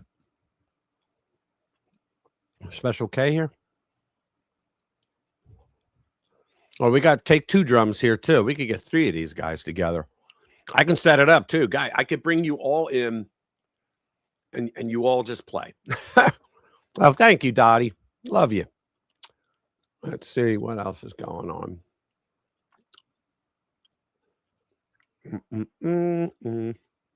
I like playing all the videos we have. Oh yeah, excuse me. JD Vance again. He's mentioned in the biggest nightmare of the Democrats nationwide here. JD Vance announces multi-state task force to investigate escalating Somali fraud scandal. Because it's not just in Minnesota. They're out in Washington State as well. Anywhere they go, you find this kind of fraud. Vice President JD Vance just announced that the Trump administration is launching a new federal task force aimed at cracking down on widespread Somali-led fraud targeting American taxpayers. So let me see. Is this a video? Yes. Parent struggling to hold on. Let me see. Do we have it? Yeah, we do. Okay. I just want to make sure. Yeah. afford childcare in the United States of America. There are programs that we have to make it easier for your kids to get in daycare, for your kids to get in preschool. Those programs should go to American citizens, not be defrauded by Somali immigrants and others. Make it hard for you to get the access to the resources you need. But number two, making it easier for people who shouldn't even be in this country to fleece the United States and our taxpayers to begin with. We have actually activated a major interagency task force to make it possible to get to the heart of this fraud. We have Department of Agriculture resources that are focused on SNAP fraud so that people who need food benefits can get them, but illegal aliens and other fraudsters don't. We have over 1,500 subpoenas that the Department of Justice has issued to get to the heart of the fraud ring. We've done almost 100 indictments, mostly Somali immigrants, but also a few others. And of course, we're looking in with broad investigatory authority to a number of the instances of wrongdoing that we've seen in Minneapolis. But we also want to expand this. We know that the fraud isn't just happening in Minneapolis. It's also happening in states like Ohio. It's happening in states like California. And so what we're doing in order to help coordinate this remarkable interagency effort from the Trump administration, but also to make sure that we prosecute the bad guys and do it as swiftly and efficiently as possible. And see, the problem is the bad guys have power until they don't anymore, but they have power. And they come back and the press eats them up. But they come back and say, oh, this is just disgraceful. It's never been done before. They're going after political enemies. I don't think the Somalis are political enemies to Donald Trump. Do you? I don't think so. Is we are creating a new assistant attorney general position who will have nationwide jurisdiction over the issue of fraud. Now, of course, that person's efforts will start and focus primarily in Minnesota, but it is going to be a nationwide effort because, unfortunately, the American people have been defrauded. Millions of Democrats nationwide just got the chills. In a very nationwide way. Nice. Nice. Think about all the money. Yeah, guys, hit that like button, please. If you haven't already, it helps. Thank you. All right, you think about it. All the money that is wasted because Democrats bought votes with your billions of tax dollars. Oh, nice. All right, man. If you got to take off, thank you for being here. Appreciate it. Have a good time. Have a good time with the kids. Kids, they're probably adults. Let's see. What else? Oh, yeah. There you go. This guy is awesome. He's a freshman congressman. And he's making a name for himself because he's just going crazy on these people. All right, this guy here. So it has freshman goes full beast mode during questioning over Somali scam. Let's see if we got the video. Yeah. Well, that's one video. Where's the other one? I know there's a second one. Here it is. Wait do you hear this? So let's go out to here, share it here. Here. There's a big difference between 54% and 7%, is there not? Excuse me, sir. Could I answer the question? Let me move on. We've got a lot of questions here. What percentage of Somali-headed households in Minnesota are on Medicaid? I don't know. It's 73%. Do you know what that number is for Minnesota native households? Again, you're using the phrase Minnesota native households, but the majority the number is 18%. That's a when he says native, he means non-Somalis. Quite an astounding difference. And that includes white and black people, okay? I think we would Can I answer the question, please? Let me ask you one more, and then we can go on to that. What percentage of Somali-headed households are on welfare in general? I don't know. It's 81%. What about... And see, this guy's like, I don't know. And he doesn't care. Let me just ask 81%. Guys, Barack Hussein Milhouse Benito Obama brought in 88,000 Somalis. He just told you 81%. And that was, what, 12 years ago? However many long years? No, it was 8, 9, 10, 11. Yeah. So think about it. All those Somalis that are here, 81% are on welfare. 10 years of being in the United States, what percentage of Somali immigrant households continue to be on welfare? I don't know. The number is 78%. So 78% are still on. Unbelievable. So that means that they're lying around doing nothing. If they're not scamming, but they're lying around doing nothing, probably plotting the destruction of America. So even after 10 years, 78% of are still on welfare. Somali immigrant households continue to be on welfare. Do you know what that number is for native Minnesota headed households? Again, you're using non-Somali immigrant headed households. If I can just answer the question, when you're using the phrase native Minnesotan, he's going to try to say he's a racist. The majority of Somali Minnesotans are as Minnesotan as any of us. They were born in the United States. It's only 8,000 of the 108,000 Somali. And nevertheless, the welfare usage is astoundingly different. Let me ask you again, does that make Minnesota stronger or weaker? Again, I'd like the opportunity to answer the question here. So he just asked you the question. Again, you don't want to answer. The majority of Somali Minnesotans are born in the United States, as I understand it. Okay, well, what percentage of working age Somalians who have been in the U.S. for 10 years or more, how many of them speak English very well? And they were I'll get that. They were naturalized because Obama wanted them to be for voting power. I don't know. About half. The answer is about half. That seems pretty low, doesn't it? Again, I keep trying to. It doesn't sound like something that makes our country stronger to me, and I think most Americans would agree with me on that. I need to move on. Miss Robbins, when would you say we This guy's a freshman and he's kicking ass. Concretely new. But I'm thinking about it, he does it where he doesn't yell, doesn't get animated. He just like throws the facts at you and slaps you in the face. Widespread welfare fraud was occurring in Minnesota. Paulina Luna's the same way. There have been reports since 2009 from the Office of Legislative Auditor. I would say the credible reports on childcare fraud started surfacing 2011 to 2013. So for over a decade. Yes, sir. When do you think Governor Walz knew about this fraud? From the very beginning. He was running for governor in 2018 when there were prosecutions going on, when there was an OLA report, active cases in the news all the time. And what was the Walz administration's response? They actually did nothing when they got into office, and Lieutenant Governor Peggy Flanagan had been on the committee in the legislature that had hearings on childcare fraud. And when they got into office, they did put $5 million into a little more money, but nothing changed. Nothing changed. Yeah, because they're Democrats. That's why nothing changed. What do you think? Let me see. What do we got? What's creepy? The guy on the right. I didn't know who it was. I know sometimes the people that are like sitting behind them, they don't realize, they're like, they don't realize that they're on camera, picking their nose, falling asleep, doing all kinds of weird stuff. Oh my goodness. Hi, Robin. How you doing? What's going on? Robin from Courage is the Cure is here. If you guys haven't subbed her, please do. She's a very interesting lady. I haven't seen 40 yet. I think I will have time to go to check out his show tomorrow. And I've been busy every Saturday night, so I've missed a few. Slow-mo, what's going on? This guy's associated with my son, the singer.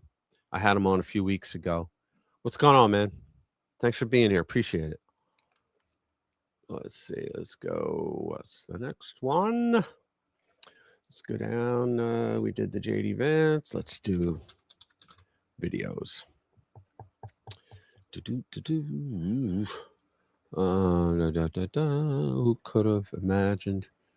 Pheromonas, conserves. Yeah, this is great. Yeah, this chick is awesome. Here. Ready? Watch this. This is really good, guys. Instagram post. Ready? Good morning. Good morning. Who'd have If you're looking for thought? There we go. Who'd have thought that after years and years of calling conservatives Nazis and a threat to the country that must be stopped, that left-wing violence is now at a 30-year high? Who could have seen that coming? But the left, they don't want to talk about it. They don't want to take accountability for it. They don't want to make eye contact with it, which is why they're basically not reporting on it. Because if they just ignore it, then it's not real, right?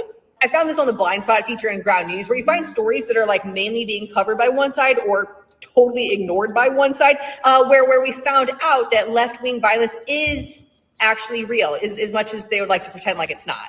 Headline after headline reporting the severity of the violence, except for NBC, which is saying it's ticked up. Right. As it turns out, whenever you say that words are violence, people feel justified in fighting words with actual violence. Whenever you demonize an entire group of people, people feel justified in carrying out attacks. Who would have thought, who could have seen that coming? This is the reason why the blind spot feature on Ground News is my favorite feature, because you get to look at the matrix and how much it manipulates us. You too can see that and much more whenever you subscribe to Ground News, and even save 40% on. Do you get what she did? The whole thing is a commercial, but it's awesome. The Vantage Pan whenever you subscribe using groundnews.com/Becky or the link in my bio. This is my favorite tool to stay on top of the news because it makes it so easy to not be manipulated. And guys, they are a long-standing partner of mine for a good reason, because I value the service so deeply, and I know that you will as well. So subscribe using groundnews.com/Becky, or again, that link in my bio. Yeah, Ground News has a blind spot thing where you can see what percentage of the left is pushing this story and what percentage of the right. And it's pretty useful if you're trying to come up with stories. Luigi, thank you, sir, very much. Really appreciate it so much.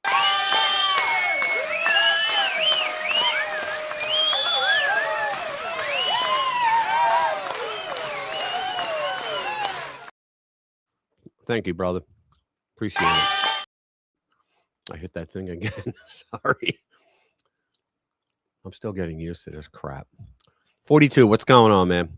I saw you in there.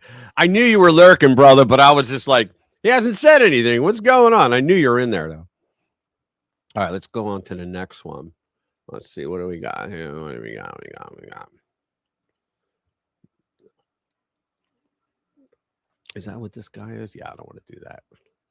It took too long. There was a debate where right-winger took out a strong left-winger, and it was kind of beautiful, but it was a debate, and it was kind of weird. But it was good. Let me see if I'm brutalized as witness. What else we got? You don't have the right to obstruct. Yes, this is true. All right, it's a Rumble, so I got to get through the. I don't have a premium account there. I have it here, but not over there. So hold on.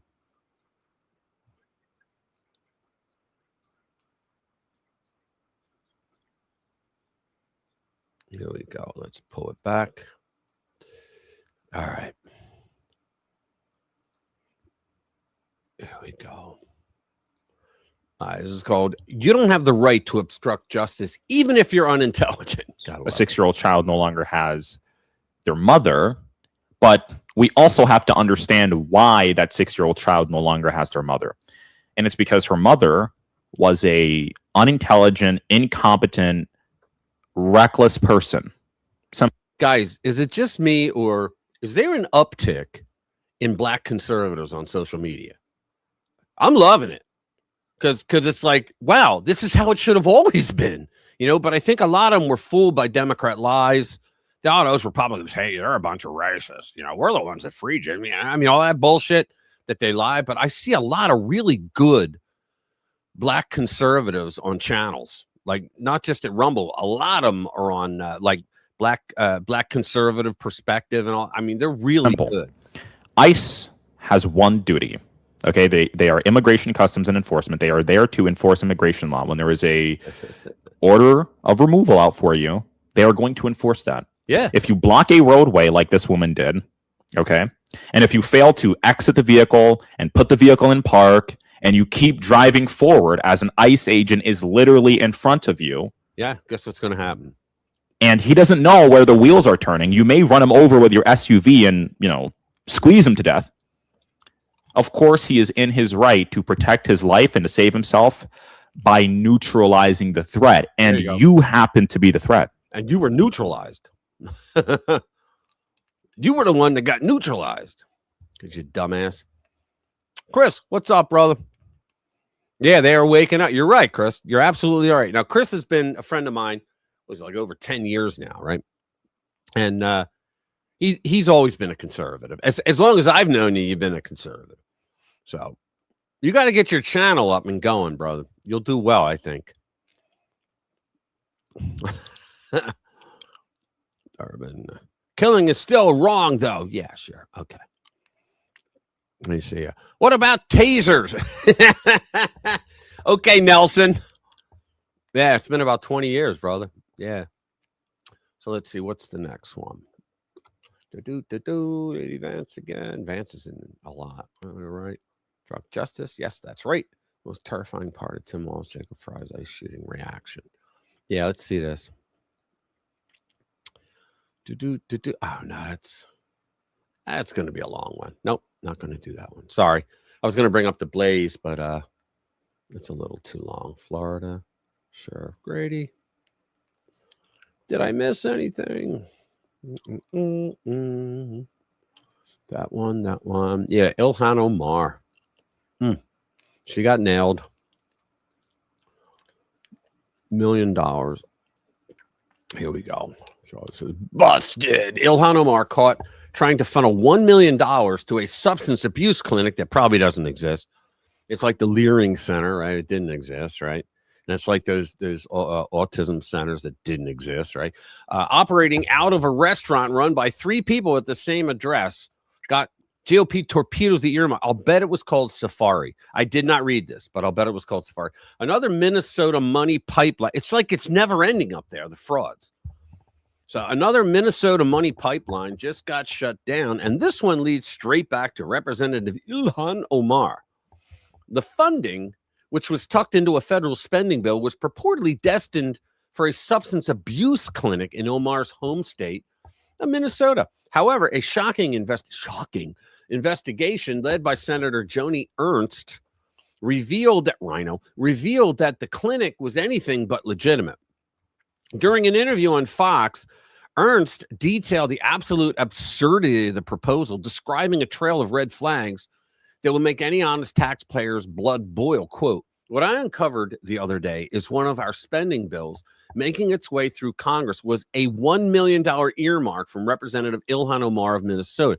Now, can you imagine she's doing this shit when everything is pointing to her, right?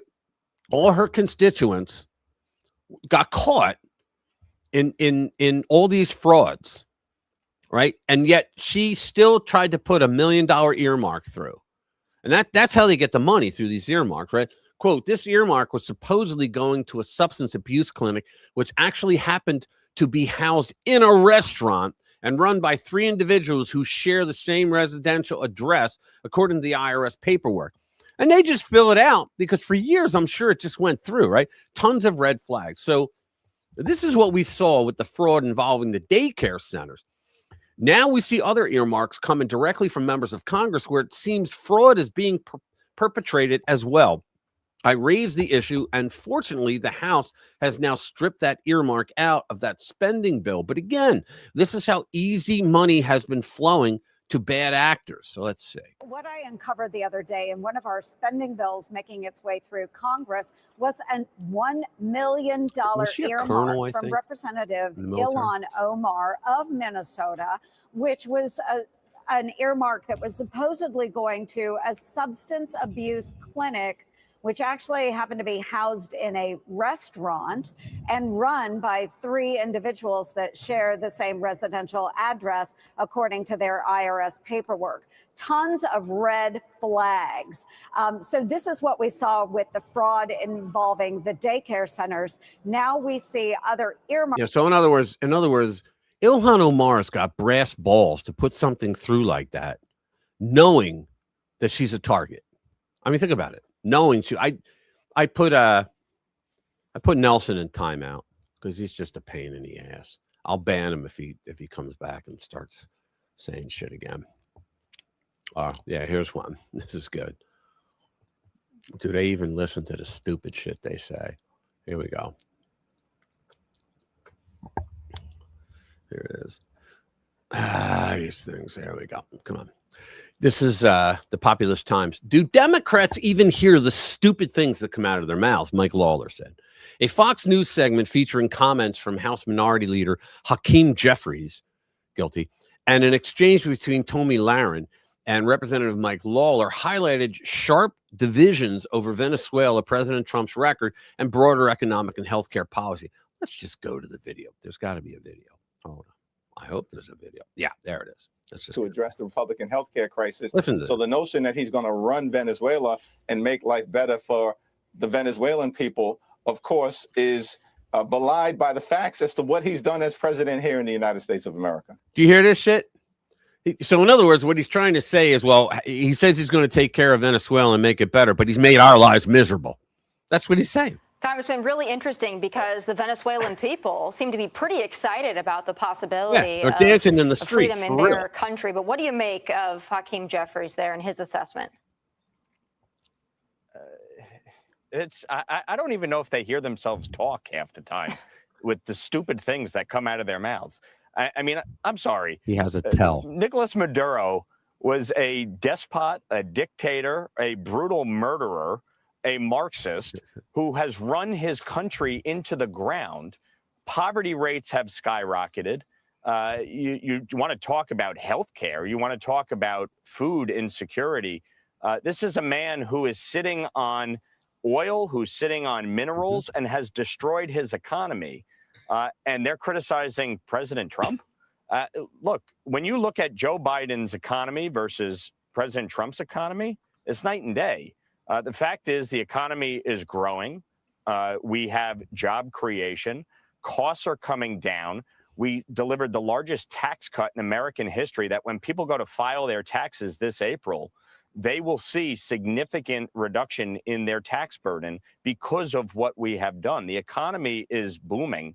And this year it is. But see, guys like Jeffries, he just bullshit lies.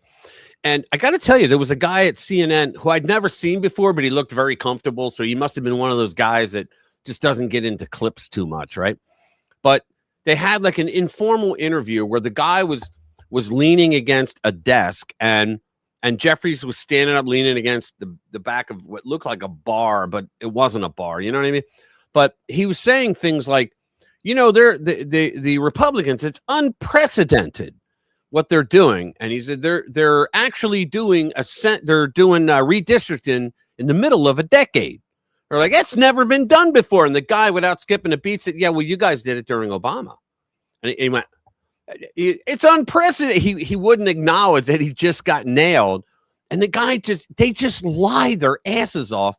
And they forget we have an internet, and the internet never forgets. Is going to really prove fruitful with the policies that we've enacted. Yes, there are issues to deal with, like healthcare. But by the way, that is because of Obamacare, because Obamacare has failed to actually reduce healthcare costs. That's their policy. That is their chief policy that they put in place. And think about it. It's been around, what is it, 12 years? Or no, longer than that. And they still need subsidies? The Republicans reluctantly passed it to extend the subsidies. But I'm sorry, if you're a business and you need government funding to keep you afloat, then for over 10 years, you have no business being in the marketplace then. Or you Tesla owners. Is that they said would reduce healthcare costs in America. They have skyrocketed over 15 years by 96%. Meanwhile, insurance company profits are up 2,000% because Obamacare was written by the insurance companies for the insurance companies. But Democrats never seem to want to be honest about how to deal with these problems. They just want to point the finger, blame President Trump, and kick and scream. Everybody should have known when they were trying to get the Congress to pass Obamacare. A lot of the congressmen said, screw you. I ain't getting on this thing. We don't want this. We have our own. And I'm not voting for it. And Obama wrote in there, okay, well, you're going to be exempted from it. So if you got to exempt them, hold on. Dottie, God bless you. Thank you so much. I appreciate it. And thank you for the kind words, too. You're too better. You're too good to me. Seriously, you too can be like Dottie. For real. But yeah, they had to literally bribe the members of Congress by telling them, okay, you can keep your own health care, right? Hey, what's up, Volume? Haven't seen you in a while. Good to see you. Thanks for being here. Appreciate it. Let's see. What else do we have here?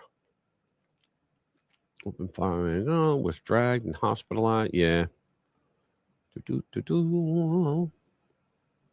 Here we go. God bless Trump, man. Some of the shit he's doing. Here you go. Trump orders U.S. withdrawal from 66 wasteful global organizations in sweeping America First crackdown. So here we go. Let's just watch. President Trump's top diplomat says the U.S. is trying to find common ground between Ukraine and Russia to try to put a... No, that's not it. I thought that was the video for the article. I'm tired of hearing about Ukraine. President Donald Trump on Wednesday signed a presidential memorandum directing the U.S. to withdraw from 66 international organizations.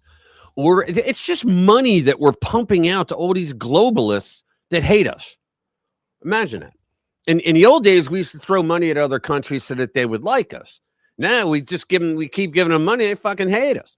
Ordering executive departments and agencies to cease participation in funding the entities the administration says no longer serve U.S. interests. Exactly.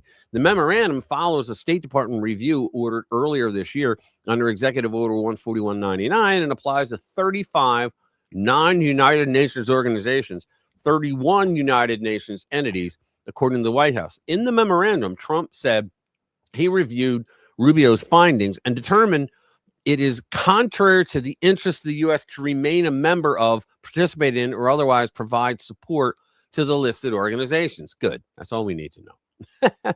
Good. He's getting us out of it. When people said, oh, Trump pulled out of the WHO. Yeah, and you know how that Tedros guy got in there? Because the freaking Chinese, they were pumping millions of dollars to the WHO because they wanted him appointed. Why did they want him appointed? Because they knew he could be bought off. Because he's the one that covered up the scam in, I think it was Ebola that came out in Ethiopia. Yeah. And he covered up the shenanigans that went on with the government incompetence.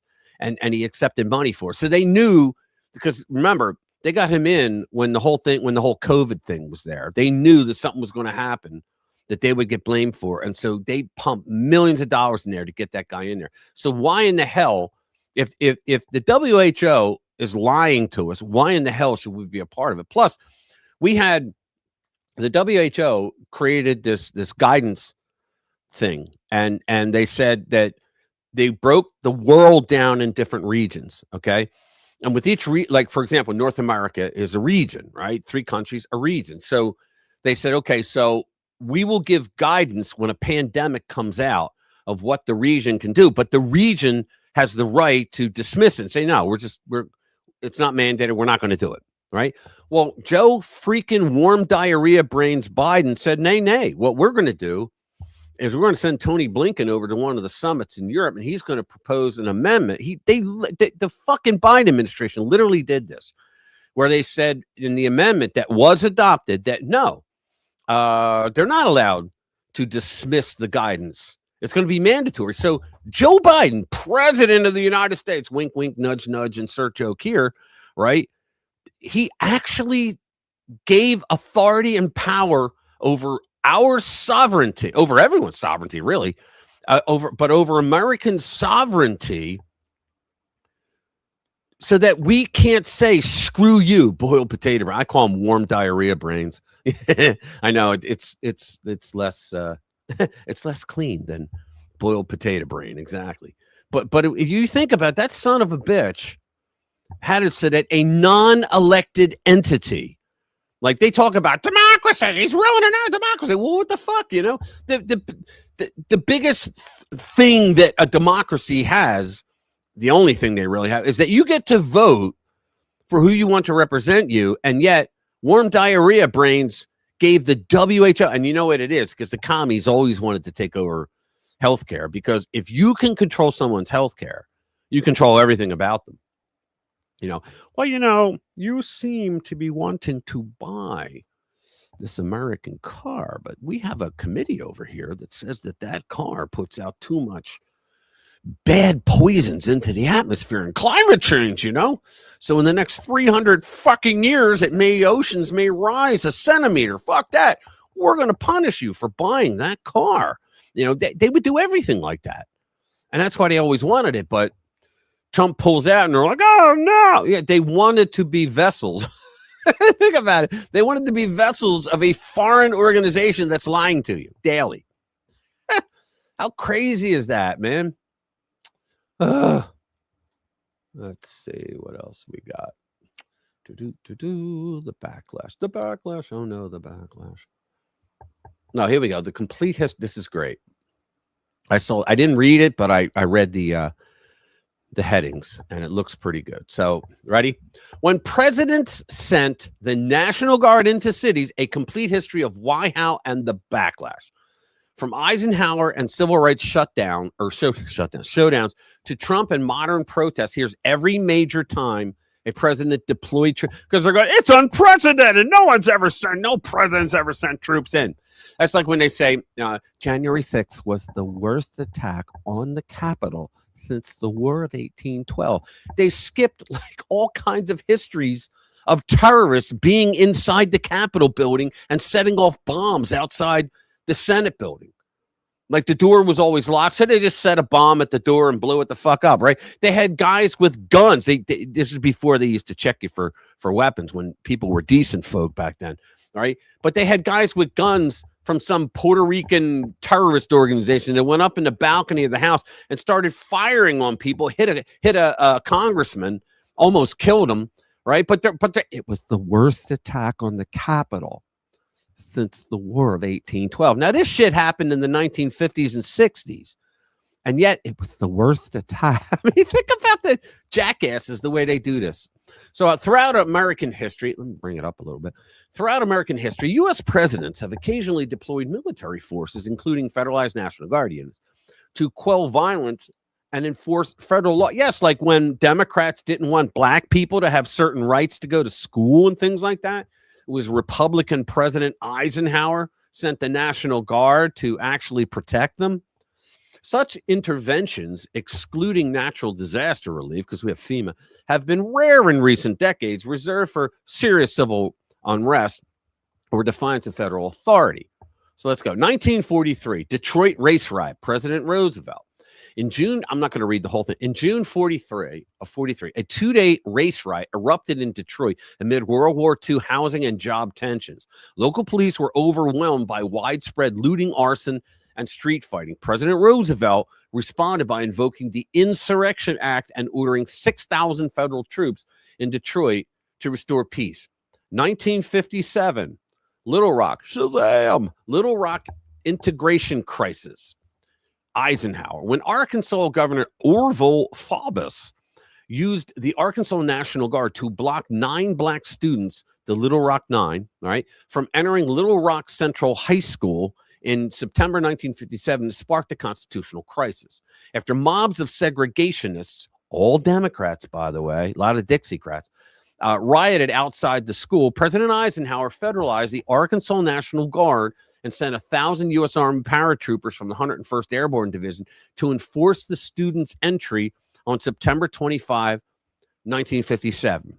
He issued an executive order under Title 10, the Insurrection Act, to uphold federal court orders desegregating the schools. All right.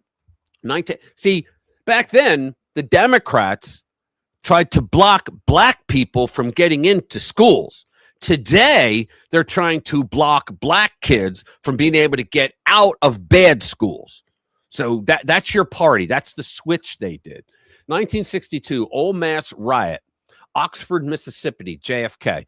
In late September 62, James Meredith's attempt to become the first black student to enroll at the University of Mississippi, Old Mass, led to a violent segregationist uprising. All Democrats, again, white mobs, including armed extremists, attacked federal marshals on campus, and the situation escalated into a small war zone.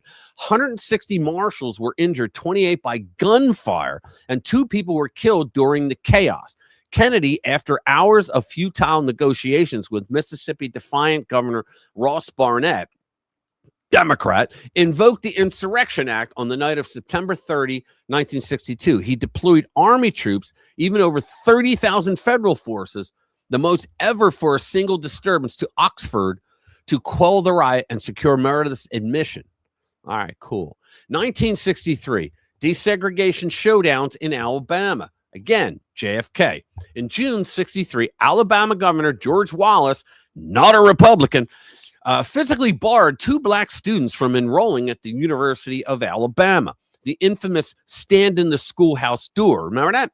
Well, I'm dating myself. Jimmy was alive. I was not. I was still a filthy thought. After Wallace ignored a presidential proclamation to obey federal court integration orders, Kennedy issued Executive Order 1111 to federalize the Alabama National Guard under the Insurrection Act. Guard General Henry G. Graham confronted Wallace on June 11, 63, informing him, quote, "Sir, it is my sad duty to ask you to step aside under the orders of the President of the United States." Wallace finally stepped aside and the students entered without bloodshed. 1965. Selma to Montgomery March. POS. I'm sorry, Lyndon Baines Johnson. In March 1965, he was a despicable person. In March 1965, civil rights activists in Alabama planned a peaceful march from Selma to Montgomery for voting rights. But they were first met with brutal state police violence on Bloody Sunday. After federal court authorized a renewed march, Governor, again, George Wallace, refused to adequately protect the demonstrators, claiming Alabama couldn't afford it. A furious LBJ responded by federalizing elements of the Alabama National Guard on March 20, 1965, and dispatching U.S. Army troops to safeguard the marches. Now, the reason he did this was because of power grabs. If you remember, he did the 64 Civil Rights Act, right? But he didn't write it. You know who wrote it? Who wrote it was a guy named, who actually came up with it was a guy named President Eisenhower. Now, Eisenhower put that bill before Congress. And there were, and what happened was before the bill hit the Senate, well, by the time it was done with the Senate, it went through the House, then the Senate. By the time it was done, the Senate, and it went to his desk to be signed, there was so much taken out of it that it had no teeth. You couldn't enforce it, right? And so when he said, when he argued about that in the Senate, there was a filibuster. And who do you think were the two that did the filibuster? It was JFK and Lyndon Baines Johnson. Now, I've read that, and they were the ones that organized the filibuster. And everybody's in like the lib nuts in academia. It never happened. No, it absolutely did happen.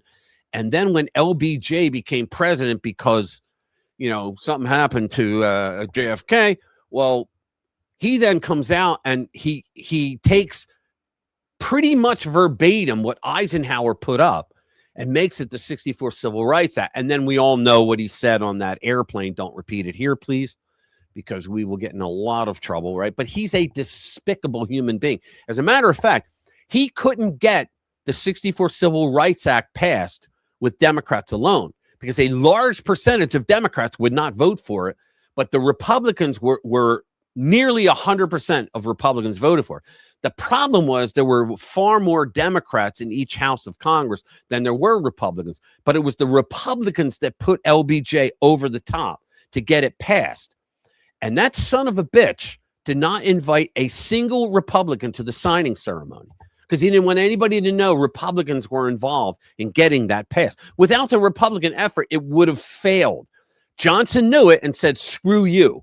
We're doing this to make a legacy of power for the Democratic Party. That's what that was all about. 1967, Detroit, a long hot summer riot, another LBJ thing. But you can see these are all things.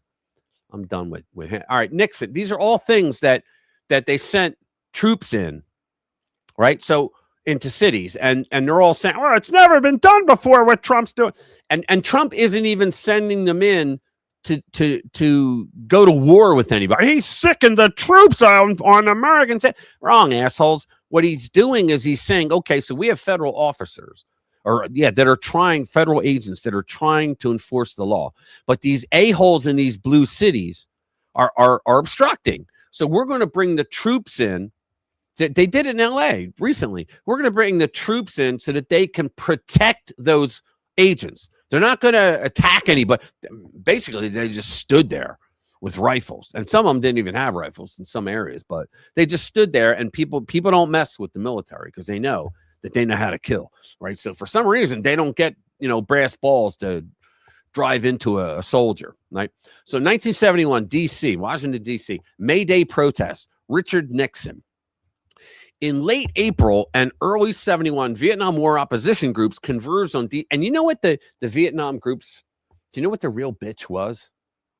They didn't want to get drafted. That was it. They didn't give a shit about the war. They didn't want to go to war. Now, how do we know that? Because as soon as they ended the draft, they all went away. No more protests. No more Creedence Clearwater Revival songs. It all went away. Think about that.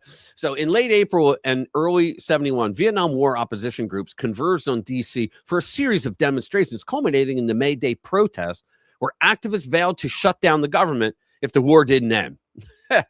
This went beyond peaceful protests. Some organizers aimed to block streets and halt traffic in the capital. President Nixon responded with an overwhelming show of force. He mobilized some 20,000 personnel, including D.C. police, federal law enforcement, National Guardsmen, U.S. Marines. So Nixon sent Marines in and Army paratroopers to regain control of the city. Not National Guard, guys. U.S. Marines and Army paratroopers. Nixon's combined forces blanketed D.C. on May 3, 1971, the peak of the protest, deploying tear gas and mass arrest tactics against the scattered mobile demonstrators. The result was the largest mass arrest in U.S. history. Over 7,000 people were detained in a single day and about 12,000 over the week as police troops preemptively swept protesters off the streets. Ronaldus Magnus Reagan, 1987, Atlanta prison riot. One of the more unusual domestic deployments came in November 87 when riots erupted not in city streets, but in federal prisons. At the U.S. Penitentiary in Atlanta, Georgia, Cuban detainees who had arrived during the 80 Mariel boat lift. Remember when that Democratic Party prank known as President Jimmy Carter allowed Cuba to empty their insane asylums and prisons and send them here in the Mariel boat lift. And Reagan had to deal with it, took control of the facility. They rioted after learning that U.S. government planned to deport them back to Cuba, desperate to avoid return to Castro's regime. The inmates seized about 100 hostages and set parts of the prison ablaze. That'll always work. Think about it. We don't want to go back, so what we're going to do is set your federal buildings on fire. That'll show you. Simultaneously, a related riot occurred at a federal detention center in Oakdale, Louisiana. Reagan responded by invoking the Insurrection Act to deploy federal forces. He ordered FBI tactical units, federal marshals, and reportedly some military support to assist in ending the standoffs. Great. 92, George H.W. Bush, Los Angeles. What was that? That wasn't the Rodney King stuff, was it? LA officers, yeah, beating Rodney King, yeah. He sent him. The guy drove the wrong way, 100 miles an hour, and they expected them not to take care of him. Okay, George Floyd protest, right? President Trump, while not a formal Insurrection Act invocation, this case involved a president deploying the National Guard to the nation's capital in a similar spirit. Now, if you guys remember, right, the communists down there were shaking the White House fence to the point, it was a solid fence, but there were so many of them, they were shaking that fence to knock it over. There were 50 Secret Service agents that were injured that day, and they nearly made it into the president, into the White House, the president's quarters, his family's quarters. And so they had to take, like it was a serious thing. Bongino went over the whole thing because he was a Secret Service agent. He explained everything that was supposed to be done and was done. But man, they very nearly won that night and took out Trump and his family. And so he had to go to a bunker. And then the Democrats in the news and in Congress were making fun of him because he had to. And you know what it is? When your Secret Service detail comes up to you and goes, Mr. President, we got to go now. We're going to the bunker now. You don't say no. Well, wait a minute. I got to get, no, let's go now. And so they made fun of him for that. But if you saw the videos, like look it up, it's probably on YouTube. If you saw the videos of what they were doing, they were trying to break, there was like mobs of them. and they were trying to break in. They were screaming they were going to kill Trump, all for George Floyd, as if he killed George Floyd. All right, as if Trump was the one. So it had in late May and early June 2020, nationwide protests against police brutality erupted after the killing of George Floyd. I'm sorry, St. George Floyd to you people. In Washington, D.C., large demonstrations, mostly peaceful, but with some instances of looting and clashes, took place near the White House. President Donald Trump took an aggressive stance and called in a massive National Guard and federal law enforcement presence in D.C., a move that drew extensive controversy. Yeah, because it was Trump. They never thought of Trump as a legitimate president because of the lies that Hillary Clinton paid for with the Russia bullshit. So because D.C. is a federal district with no governor, Trump as president directly controls the D.C. National Guard. On June 1, he doesn't have to invoke them as nationalized.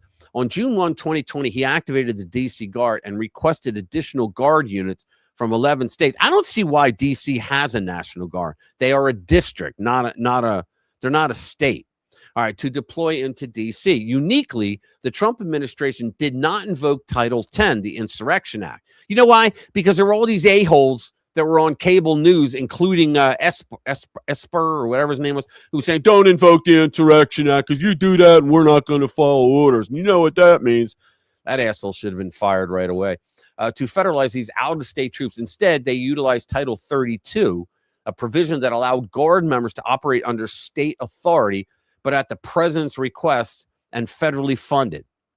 So it's not a state, but they use state provisions and state laws to handle it. All right, so there's that. So what I missed, guys?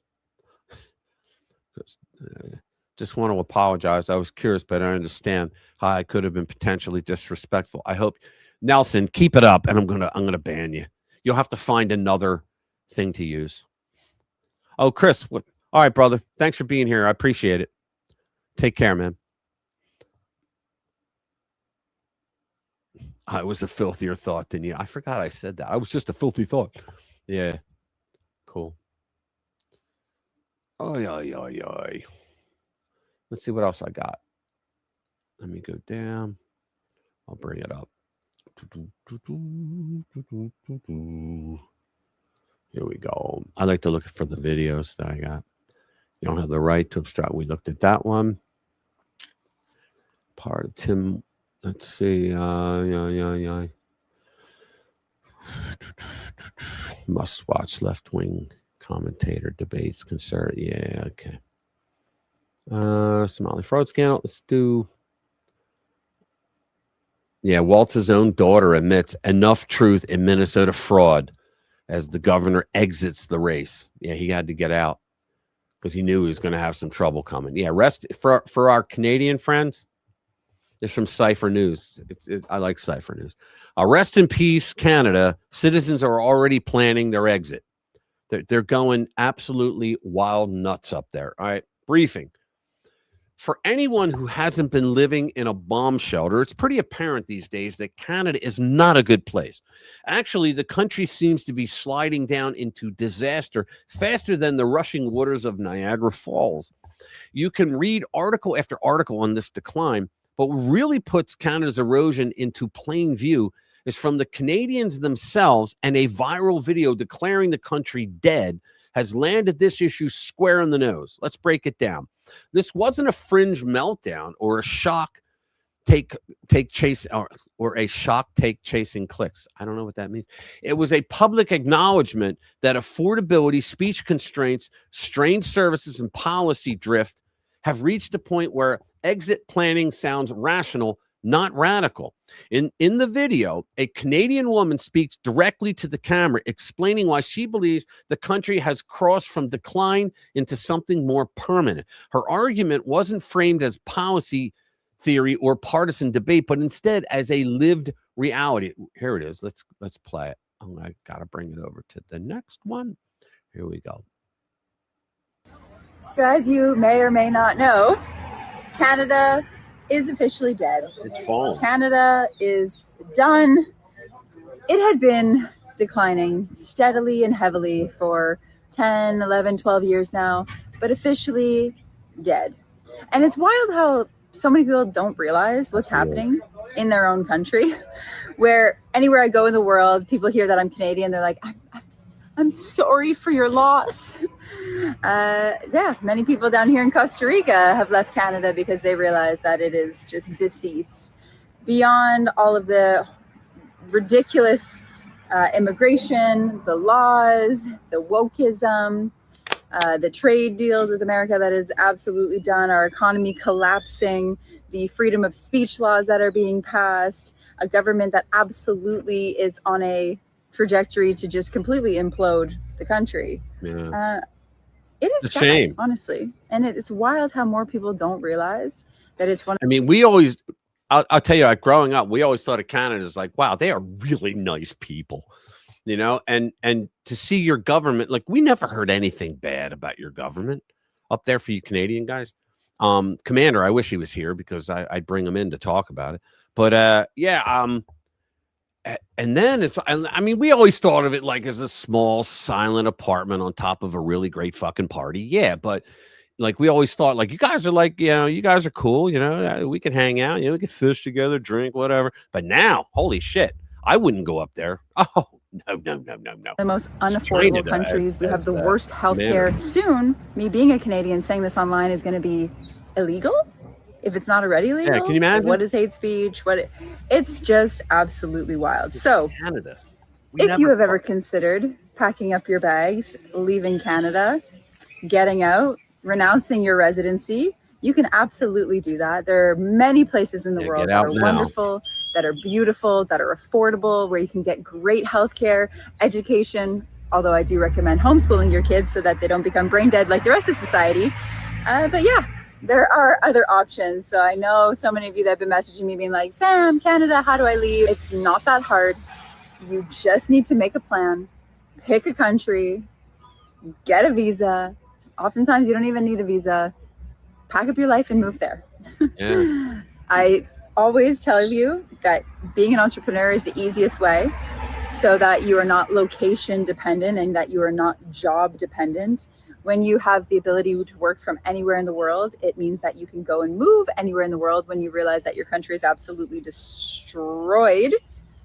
So yeah, this little video is to bring awareness and to write you a permission slip. You could tell she's really frustrated and that she has very sad undertones. She's pretty disgusted with what's happened to her country, and I feel for her because we felt the same way during the Biden years. We were like, holy shit, we're commies now. That if you're not happy where you are and you realize that your country is completely an abomination, you can get up and leave. Okay. Wow, that's a shame. Let's see what else we got here. I put another one up. Here it is. Here we go. Greenland is vast, frozen, and largely uninhabitable. Here's why President Trump wants it. I was in an argument with people, libnuts on Facebook, and they were like, these people, they know nothing. Dunning-Kruger is like, that's their life, right? The Dunning-Kruger effect. But they know absolutely nothing when they argue, and they act like an authority. But they're like saying, like, who does Trump think he is? He's going to buy Greenland. They're not going to sell to him. And plus, they got to go through Denmark. Denmark's never going to, they don't sell anything off. And I just wrote in there, I said, really? Well, we bought the Virgin Islands from Denmark, didn't we? And they're like, no, we didn't. I'm like, so I had to go out and like get screenshots of, yeah, we did, dumbass. You know, so, and plus with Denmark, it's usually like if they ask, like if the country asks for independence, they usually give in and go, yeah, okay. You know, and so Trump is basically saying to them, like, look, you know, you're going to be like Puerto Rico. You're not going to lose your government. You're going to still be able to do everything you ever wanted to do. You're going to have our protection, you know, but we're going to work things out that it's going to be to our benefit and your benefit, but you'll probably get more of a benefit out of it. So here we go. Let's see why. From May until late July, Greenland experiences 24 hours of daylight. In spite of that, there was so much about the world's largest island that remains a mystery. I watched a thing the other day, and in their cities and whatnot, it's like they're very quiet. They don't talk a lot. So if you like say hi to them, you go, hey, what's up? You know, you're an American. Yo, what's up, baby? You know, they just walk away. They don't talk to you. It's just a thing, though, from what I understand. All right. So from Maine, it remains a mystery. And despite the fact that 80% of Greenland is under 1.6 mile deep ice cap, the place is currently hot. Since his return to office in 2025, President Trump has made it very clear he wants the vast frozen land to become part of the U.S. Now, I haven't read this yet, but I'll tell you, part of it is that China and Russia, they have a lot of icebreakers up there. They've been looking at it themselves. They might try to take it over or something. And Trump, because of strategic reasons and other reasons that they'll probably get into, but he wants to get, it's just like we took Puerto Rico because we didn't want Russia to take it. Now, we bought Alaska from Russia, I believe. Yeah, so I think he's doing the same thing here. So, all right. So despite the 80% of Greenland is under the place is very hot. Since his return, President Trump has made it very clear he wants the frozen land to become part of the U.S. So eager is Trump to take it over that, according to the White House this week, utilizing the U.S. military is an option. Now, they report that all the time, and this is the Post, and they're like, some of their people are really good, others are like, you know, middle of the road.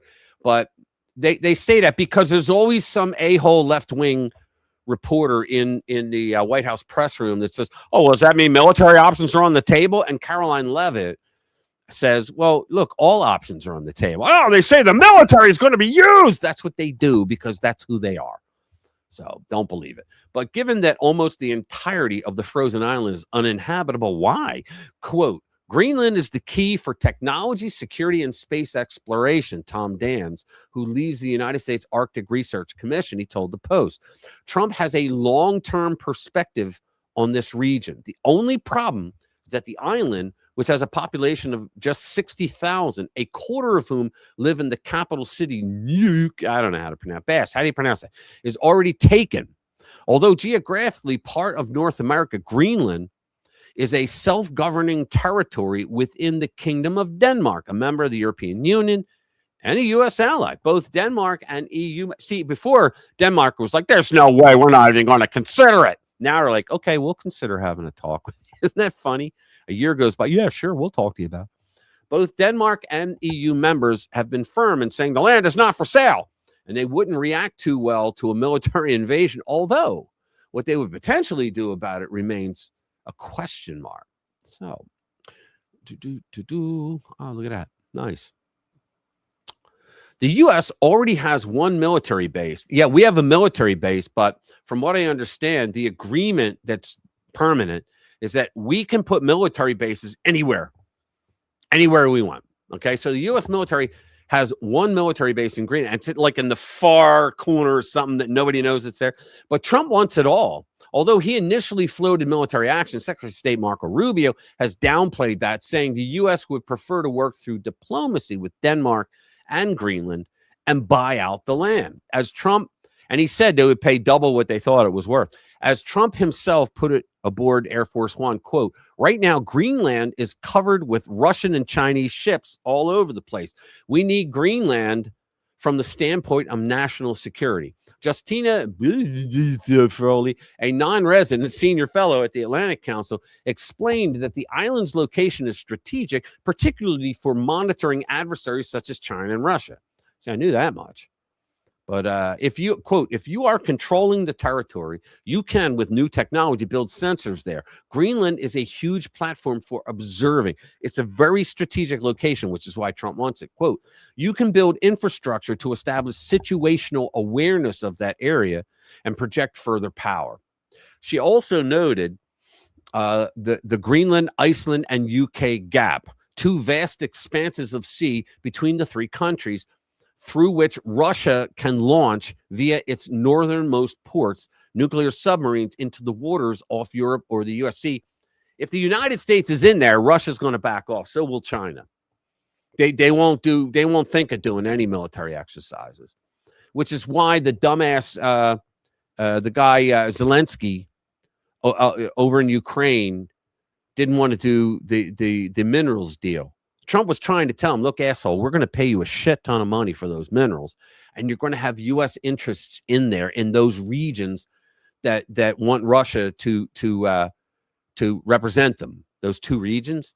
And so with American presence in there, Russia's not going to attack you anymore. But no, dumbass Zelensky listened to the Democrats and said, I'm holding out for money. The submarines can enter the Atlantic. That's a huge danger for the U.S., for NATO, and for Europe, she warned. Greenland is also important for monitoring threats from the air. U.S. military stronghold Pituffik Space Base, originally known as Thule Air Base, has been in Greenland since the Cold War, constructed during the summers of 51 and 52. It serves three purposes: missile warning, missile defense, and space surveillance. Radar systems there operate 24/7, according to space.com. Yeah, so it's a very strategic area, which is why Trump wants it. It's for the future. Let me see. My cousin is the Grand Mistress of the Women's Orange Lodge of Canada. Some lines will hold. That's awesome. That's awesome. Kaligi, Canada. Kalergi. Wow. That's pretty awesome. Yeah, but that girl sounded like really, really upset. Like she just sounded like she had enough. It's a shame. What else do we have here? Open fire. Renee. He was dragged. Yeah, we know that. All right, let me go up.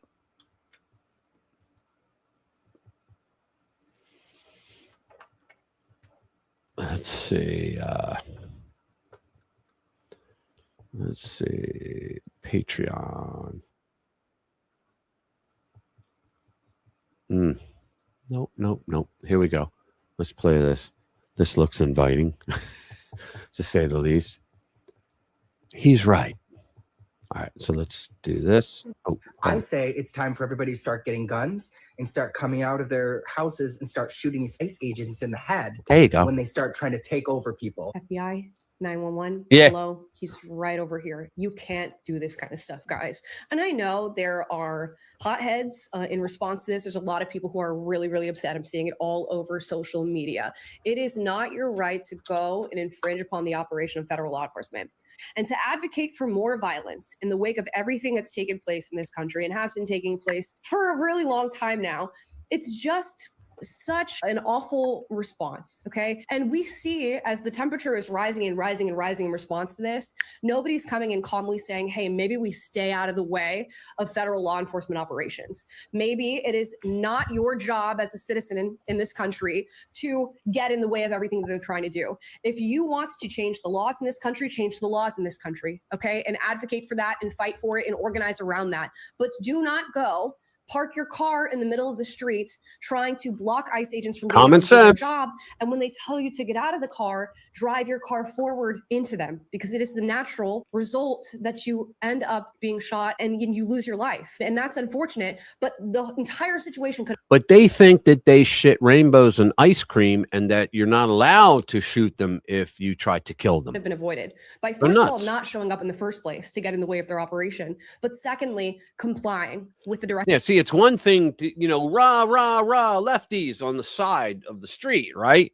But you can't get involved with the officers and try and block them. You're going to get your ass shot, as we have seen. That they gave you. I wrote a song I say about it's time for everybody to start. All right, that was good. See, very common sense people are still out there. Hey, Ludwig. Let me see. MLA is a great. Yeah. Someone sent that to me. Let me see. Secretary Kennedy posted the following. Let's see. What did he post? Oh, this is hilarious. Yeah. Here you go.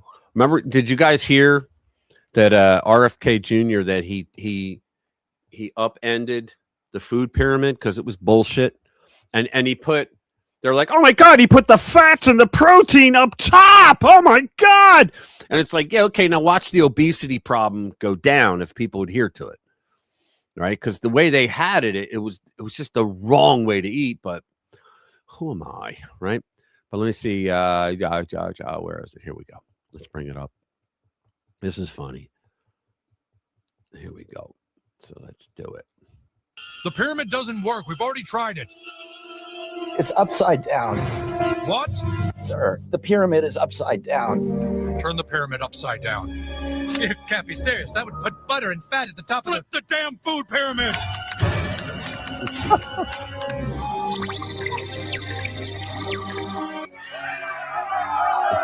Get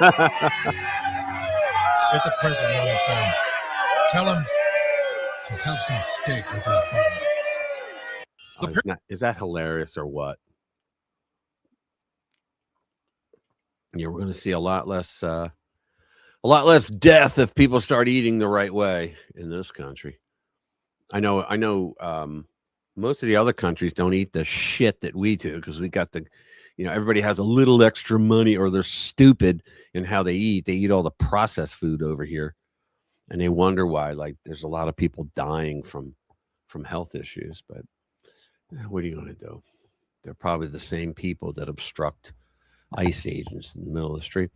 So let's see. How dare you fight back against the communists? That's the next one. This is good too.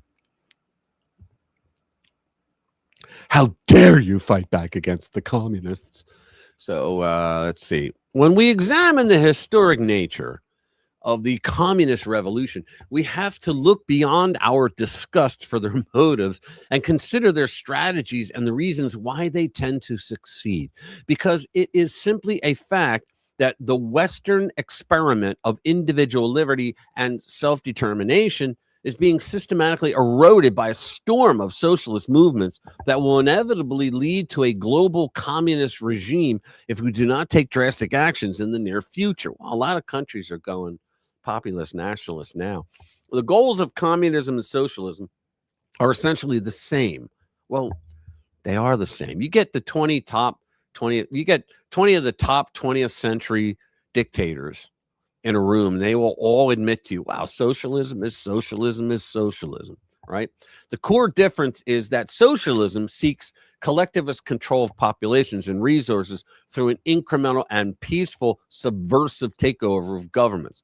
Communism seeks collectivist control through direct and violent overthrow. That is the diss. See, socialists are mostly the Marxists, where it's all theory and they're into that critical thinking crap, right? Where the Marxists go, fuck it, give me a gun, I'll get it done, right? It's the difference.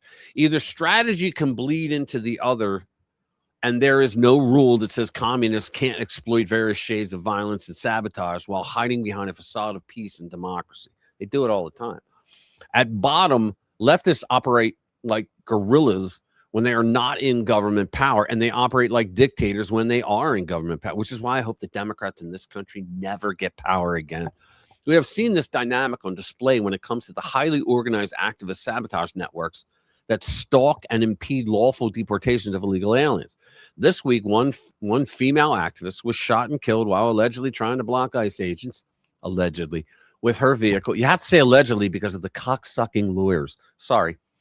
With her vehicle, and then trying to run one of them over when they approached her. I've looked at all the available video evidence from multiple angles, and in my opinion, she did in fact try to hit the officer with her car, right? Frankly, she got exactly what she deserved, and I would argue that more of these NGO paid activists need to face similar consequences if we are ever going to stop the engineered communist monkey wrenching in our midst. They're right. Whoever this writer is right. If we can't shut down the NGOs, I talked about this earlier. It all goes to globalist organizations through the NGOs, and they write they have anti-American bullshit. We can't shut the NGOs down. Then the people they pay and train need to be pummeled. You love this guy. Need to be pummeled until they realize the money simply isn't worth it. Leftists function on the assumption that they can skirt the law while using it as a shield against reprisal. There you go. That's what HB just said, right? They do it over and over, and usually they get away with it. They whittle us down by stabbing at us from behind a curtain of gray legality. I'm tired of it, and I think many millions of Americans are tired of it too. We're done playing nice. In my studies on various communist insurgencies over the past century, there is a clear pattern, a specific strategy that is almost always used. For lack of better description today, I would call the strategy the cry bully. This is good. Here is basically how cry bully communists operate. And tell me if you notice these patterns, right? In your societies, they work with the very same oligarchs, corporatists, and globalists they claim to despise. Sure they do. They happily take the money of wealthy institutions and NGOs and do the bidding of their elitist masters as long as they get to tear down their enemies. They employ illicit funding to pay for the mobilization of an astroturf army of provocateurs and agitators. Antifa. Useful idiots will naturally gravitate to this army over time because they wrongly assume it's grassroots. Exactly. They use propaganda to justify the activist sabotage and disruption of the target society by falsely claiming that they represent the will of the populace and the rights of the disenfranchised. Don't they do that every single time? Well, the American people know that we want to be communists. We should be. They wrap themselves in the identity of the victim. That's what the commies always do. They do it, the oppressed and the oppressor. So the oppressed are always the victim and the oppressor is always the bully. And that's all they have. They have nothing else. So a lot of times when they don't have an oppressor, they make one up that's esoteric and abstract. That's like when they did that. It's institutional racism. That's what it is. That's why they failed. No, it's because they didn't speak English. Couldn't drive the trucks. No, it's institutional racism. Institutional racism is a term they use when they can't find an actual racist that can explain the failures of whatever minority is complaining. And that's what that means. They wrap themselves in the identity of the victim. They are the poor, downtrodden masses. They're the poverty-stricken underclass. They are the abused and mistreated majority suffering under a minority of overlords. Anyone more successful than they are, or anyone who opposes their beliefs. Therefore, everything they do, no matter how vicious, deceitful, and destructive, is morally exonerated. HB said that as well. He said in the piece that I played earlier, his video, he basically said that they create all these problems that don't exist except in their mind. And then they use that to justify them going out and beating the hell out of you or throwing bricks at ICE agents or trying to run them over with a 2-ton vehicle. The insurgents then agitate and provoke and poke and prod the society until it reacts to defend itself. When they finally get hit back, leftists then cry the tears of the wounded underdog. It's exactly right. They then attempt to abuse the laws and principles of the existing system in order to punish anyone who defends themselves against communist provocations. If they can get the law on their side through corrupt judges and politicians, then they can cripple their opposition by making people afraid to fight back for fear of imprisonment. We saw that here under the Biden administration. After 2020, they immediately went after Trump's lawyers. All of his lawyers, they went after them and threw phony, bogus fucking charges at him.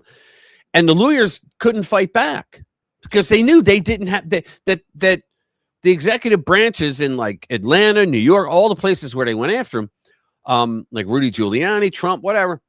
Well, they knew that they had the courts to back them.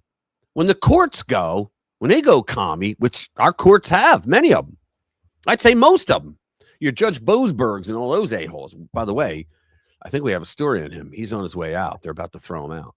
Ted Cruz is doing that. He's going to have him impeached. But so that's what the commies do. They know that they can get away with shit because they first of all, they're elected officials, but they stopped caring about their constituents a very long time ago. Yeah, they'll throw platitudes out there. You know, oh, the American people know that. Fuck you. You don't care about the American people. You care about your own power and money. That's all they care about. A lot of rhinos are that way too. But that's exactly what they do.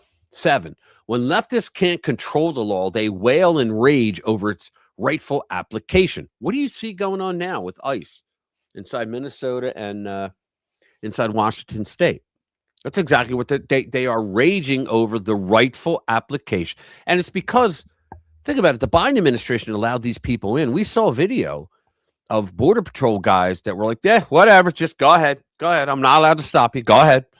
You know, and that kills them because that's their job to stop them at the border, and they weren't allowed to.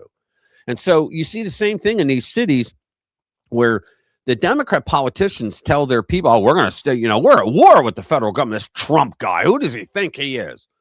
following federal law, son of a bitch, right? And so for years they were able to get away with it. It's like that woman earlier. We played the video where she shouted out, "Why are you using real bullets?" You know, because they're so used to being placated and mollycoddled by Dems that just want their vote. That's all they give it. They just want their vote. Right. And so when someone comes along like Trump and his administration and they go, you know what, we're doing things by the book now, they freak out. It's unlawful. No, it actually is the law, dumbass. They act as if the enforcement of basic law and order is the same as government tyranny. That's exactly right. I told you today I was having it out with some libnuts on Facebook. It was like unbelievable, the stupidity of these people. How dare you fight back? How dare you subject them to the punishments they deserve? 8, a great and fabricated drama unfolds. Leftists play the role of martyrs who only want to be free, who only want equity and the same prosperity enjoyed by their betters. They only want to protect the rights of the vulnerable. In reality, they are militants trying to burn down your freedom and prosperity and pillage what they can in the process. See, that's the new thing of the progressives today. They go, today the progressives in office, they go, you know what? These white people, they stole from your ancestors years ago. And it's our job now to steal it back for you, except they keep like 90% of them themselves. What the hell? They got to have handling fees, right? But that's the progressive mantra now. They gotta steal from the haves today, which is why you always hear them with the the rich got to pay their fair share. Well, according to the IRS, the rich is paying more than their fair share. In fact, the top 25%, I think, is paying over 70% of the entire federal income tax burden. You're saying you got to pay your fair share? Fuck you. So they don't want to be equal to you. They want to plunder what you have so that they can feel superior to you. They want us. Well, that's what we're seeing in countries. What is it? Uganda. I think they're. Where is it that they're taking away all the white farmers' land from them because they're white, and there's nothing they can do because they'll execute you on the spot. Hey, what's up, son? This host is a good-looking gentleman. This is my son, Richie Valor. You got any new songs I can play? I'll bring in. Like, what's up, everyone? Hope y'all's week went smooth. What are you doing here? Good to see you, but let's see. I didn't see it there, son. I was reading. When you read, you're on a different page. I can't see. So they don't want to be. They want to plunder so they can feel superior to you. They want to steal your wealth. This is every leftist that you've ever met. This is their same ideology. They want to steal your wealth, your accomplishments, and the life which you worked so hard to build. They are parasites, not people. Guys, this is going to be a creed that we should build on because this guy's right. He's like nailing it. If any of this is sounding familiar, it's because we are experiencing this very process of communist revolution right now in America. And I think it's time to admit that our republic and our constitution, as we currently interpret it, are ill-equipped to defeat an insurgency of up to millions of the same citizens that the republic was originally built to protect. If the founding fathers were alive today, they would have already crushed this insurgency to dust, and they would not be concerned about any constitutional conundrums.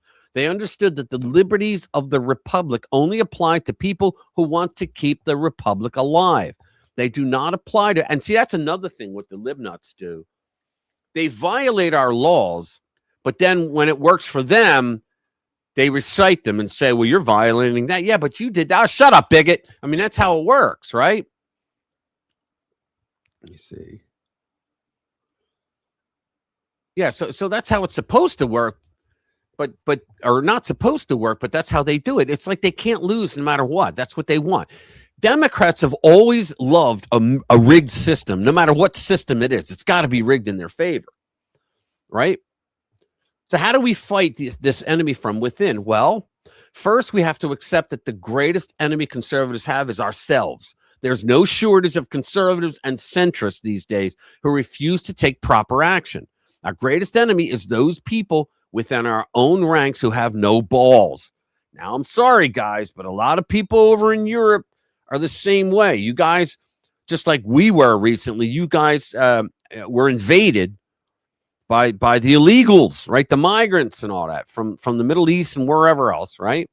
But you're just like ours under Biden. Your politicians are like, oh, it's okay, because they think that they're always going to live in those high towers and they're never going to be affected by it. So they must be getting some kind of power or money or something to allow this to happen, because they're destroying your culture. And I feel so bad. They're destroying your countries by bringing people in like that. In the face of rampant racketeering and migrant-driven fraud in Minnesota and other blue states, you never see this shit in red states, by the way. We repeatedly discovered that the system is being manipulated to serve the interest of miscreants who want to steal from us and subjugate us. It's not just the migrants, it's the leftist politicians enabling the migrants. The entire structure of law is being subverted and mocked. That's exactly right.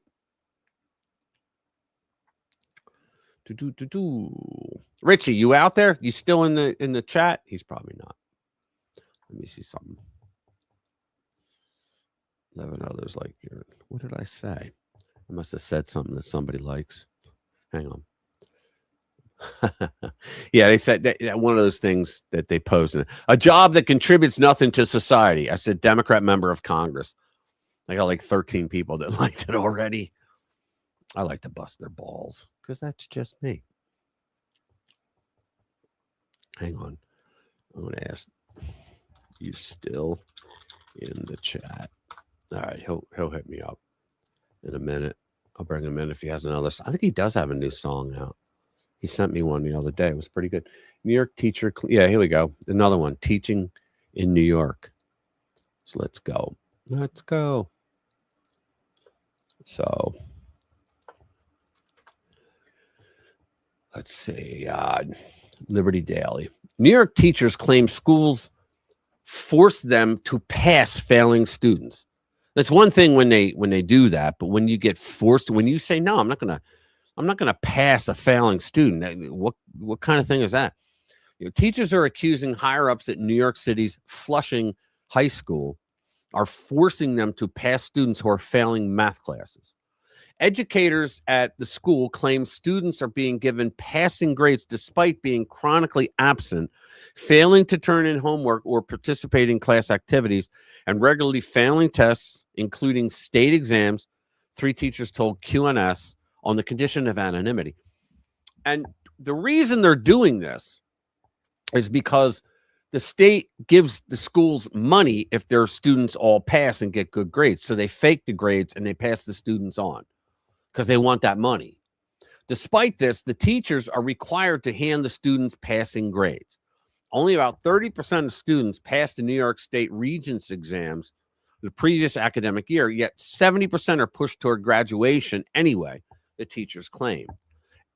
It just seems like expectations have become lower, one teacher told Q&A. You think?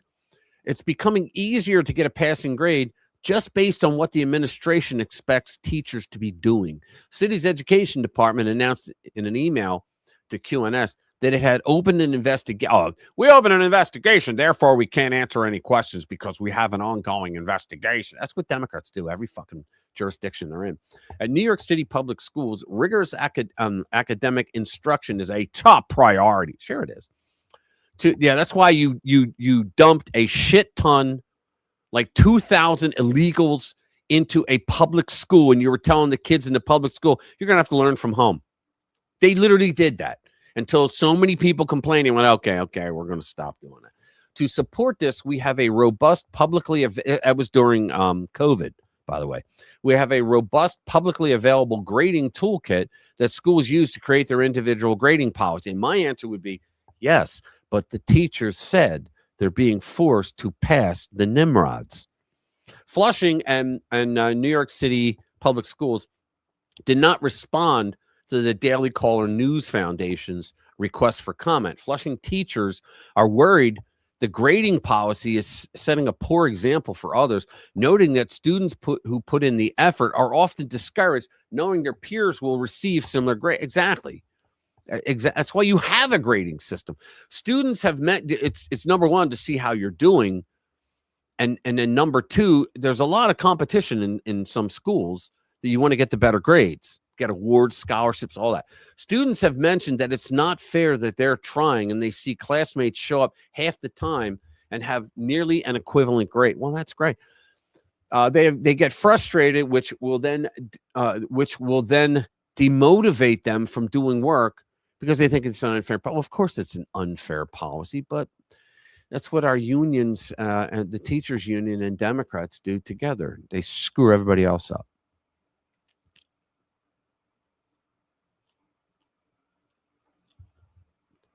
Don't bust what? What are you saying, Isa Green? Let me see. Here we go. All right, let's play this one. This is good. Woman says she was laid off shortly. Well, let's just play it. I was laid off a month ago today, and the things I've learned are that your company does not care about you, no matter how much you think they might. They really don't. And it is so important to be selfish when you're in a corporate job. It just is. Really? Before I was laid off, I took a week-long trip to France with one of my best friends. It was spontaneous. We planned it in less than 8 weeks. And I wasn't really in a position with the company to probably take off 5 days. I didn't even have 5 days of accrued But I did PTO anyway. yet. So I had to use a sick day. And I'm so thankful I did. I'm so thankful I went on that trip. I actually had paid time off. Right now, I don't obviously have paid time off. I'm just time off without being paid. And I'm so thankful I did that. And I'm so thankful I took a sick day and kind of played the system, even though I wasn't really in a position with the company to take PTO. Because guess what? A month later, I was laid off. They were so excited to have me at the company. They wanted me so badly. They courted me. I got the job. And then eventually I was just laid off.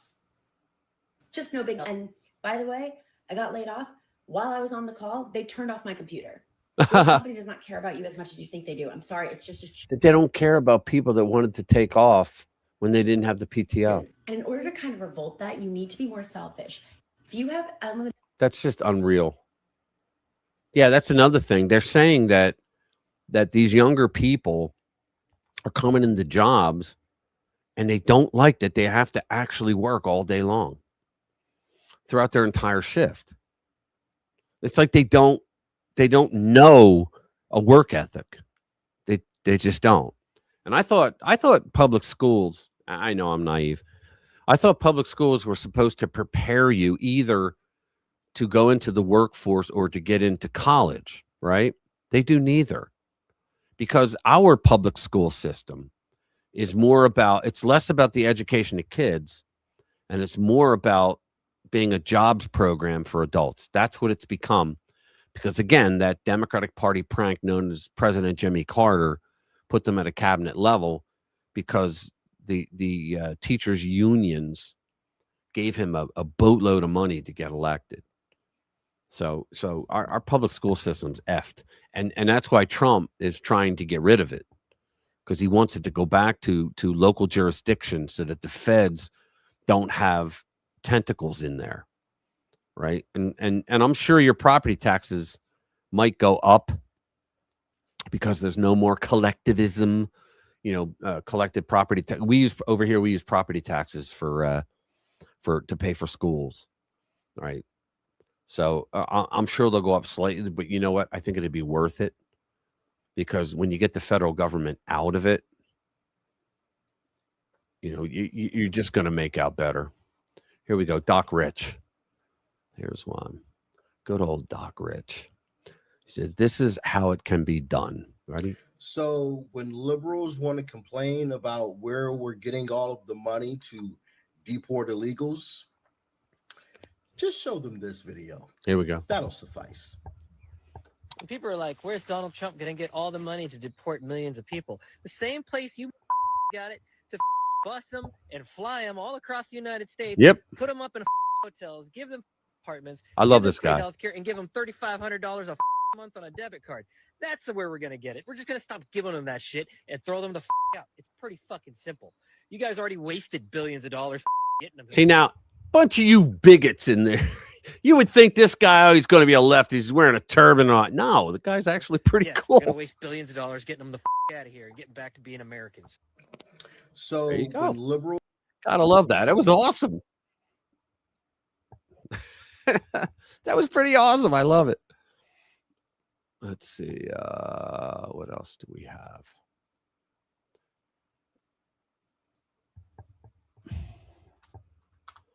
Let me see. It's after 9, but I can go for a few more if you guys want me to. Trump sees 6.2. Oh yeah, the Fani Willis thing. This is gonna put Fani Willis in even more problems because that whole case fell apart because she was such a douchebag about it. Trump seeks $6.2 million reimbursement of legal fees from Fani Willis after disqualification nukes the Georgia case. So Trump has formally requested more than he had to pay, think about that. He had to pay $6.2 million to lawyers over phony charges, lawfare charges brought against him. So he should be able to sue. So in legal fees and expenses from Fulton County. Fulton County is every state, red and blue, have a county like Fulton. Like Pennsylvania has Philadelphia, right? Michigan has Detroit. You know, Maricopa out in Arizona. You know, they all got one of those where they're just run by Democrats and corrupt as hell. And that's what this was from. Fani Willis is from Fulton County. Following the collapse of the Democrat prosecutor's Georgia election interference case against him. And because think about it. A president has the right to question the legitimacy of an election, including one that he was in. They made it think like it was illegal to do that. But a president has the right to say, hey, something phony is going on here. I want to look into it. He has the right to do that. He's the top law enforcement officer of the country. But, you know, the left, they've always looked at Trump. They've never seen him as a legitimate president. So anything he does, they say, oh, it's with his own, you know, he's only in there. He's raking in millions of dollars. No, he's not even taking a fucking salary. He donates it. Under a Georgia law enacted last year, defendants are entitled to recover, quote, all reasonable attorney fees and costs incurred if a prosecutor is disqualified for improper conduct and the case is dismissed. Nice. Any reimbursement is paid directly from the budget of the disqualified prosecutor's office. Oh, Fani Willis is in trouble there. Trump filed a request pursuant to the statute seeking repayment from Fulton County District Attorney Fani Willis after she and her entire office were removed from the case and the prosecution was ultimately dismissed because, first of all, she didn't even get the case legally in Georgia. You got to go through a panel, and the panel, I believe, they decide which county should get it if it's a state thing, which this was. Which county should get it, and they do that based on the experience of the prosecutor. But nobody wanted it because it was a bullshit. They're like, Trump didn't break any laws, right? And asking questions, right? And so she just stepped up and said, well, all the rest of the prosecutors in this state, they're probably on his payroll or they suck up to Trump. You know, so I'm the only one that will bring justice. And she appointed herself, which you can't do. Willis was disqualified. It was revealed she hired a romantic partner, special prosecutor Nathan Wade, and she's not his wife, but he's married, to pursue the case against Trump. Can you imagine? He got all caught up in that. And his wife found out that he was cheating on her. Oh, wow. She paid Wade hundreds of thousands of taxpayer dollars while the two took luxury trips together. Yeah. A judge first ordered Wade removed from the case. Subsequent rulings found that Willis's conduct created an appearance of impropriety. Gee, you think? Forcing her office off the case entirely. Good. So Trump's going to get 6.2 mil for these people behaving that way. Let's see. I got another one here. Here we go. Drop it. Hey, drop it. He had a chicken in his mouth. Look at this. I love this. What happened to your hair? You look like you got shocked by lightning. Smoked a stick of dynamite. Look at this. On his tail, Holly. Holly. It's Mama. That's funny. Stop. Move. That's not what I meant at all. He moved.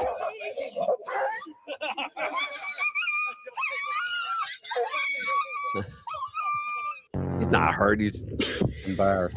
Look at this. The cat's like gonna kill him. You can't come in here. You better move that paw. And he did.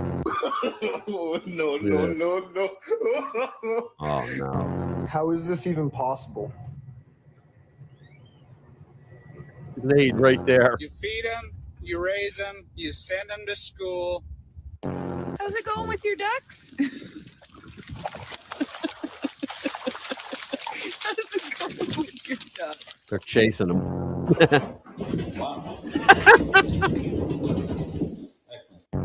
Drop it. Hey. All right. We're Drop back. it. That was pretty funny, actually. Yeah, the doggies. Hey, Billy, what's going on, man? How you doing? It'd be funny if Nimrod was a testing system like SAT. I know. Isn't that crazy? Let's see. I got a couple others we could do. Same military. I wish you guys would start watching my videos during the week. Right now, I can't do, I decided I'm going to stop doing videos for like a week or two because the algorithm is screwing me. I'm getting very low numbers now, and I'm not doing anything differently from what I've done before.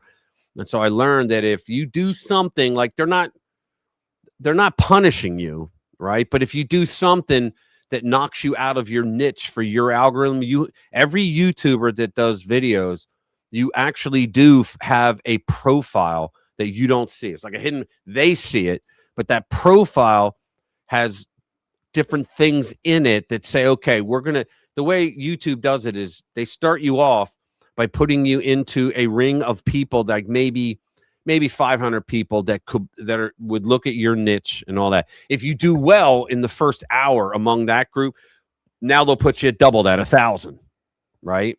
So if you do well with that after like several days, right, then they put you with the big one. That's when you go viral.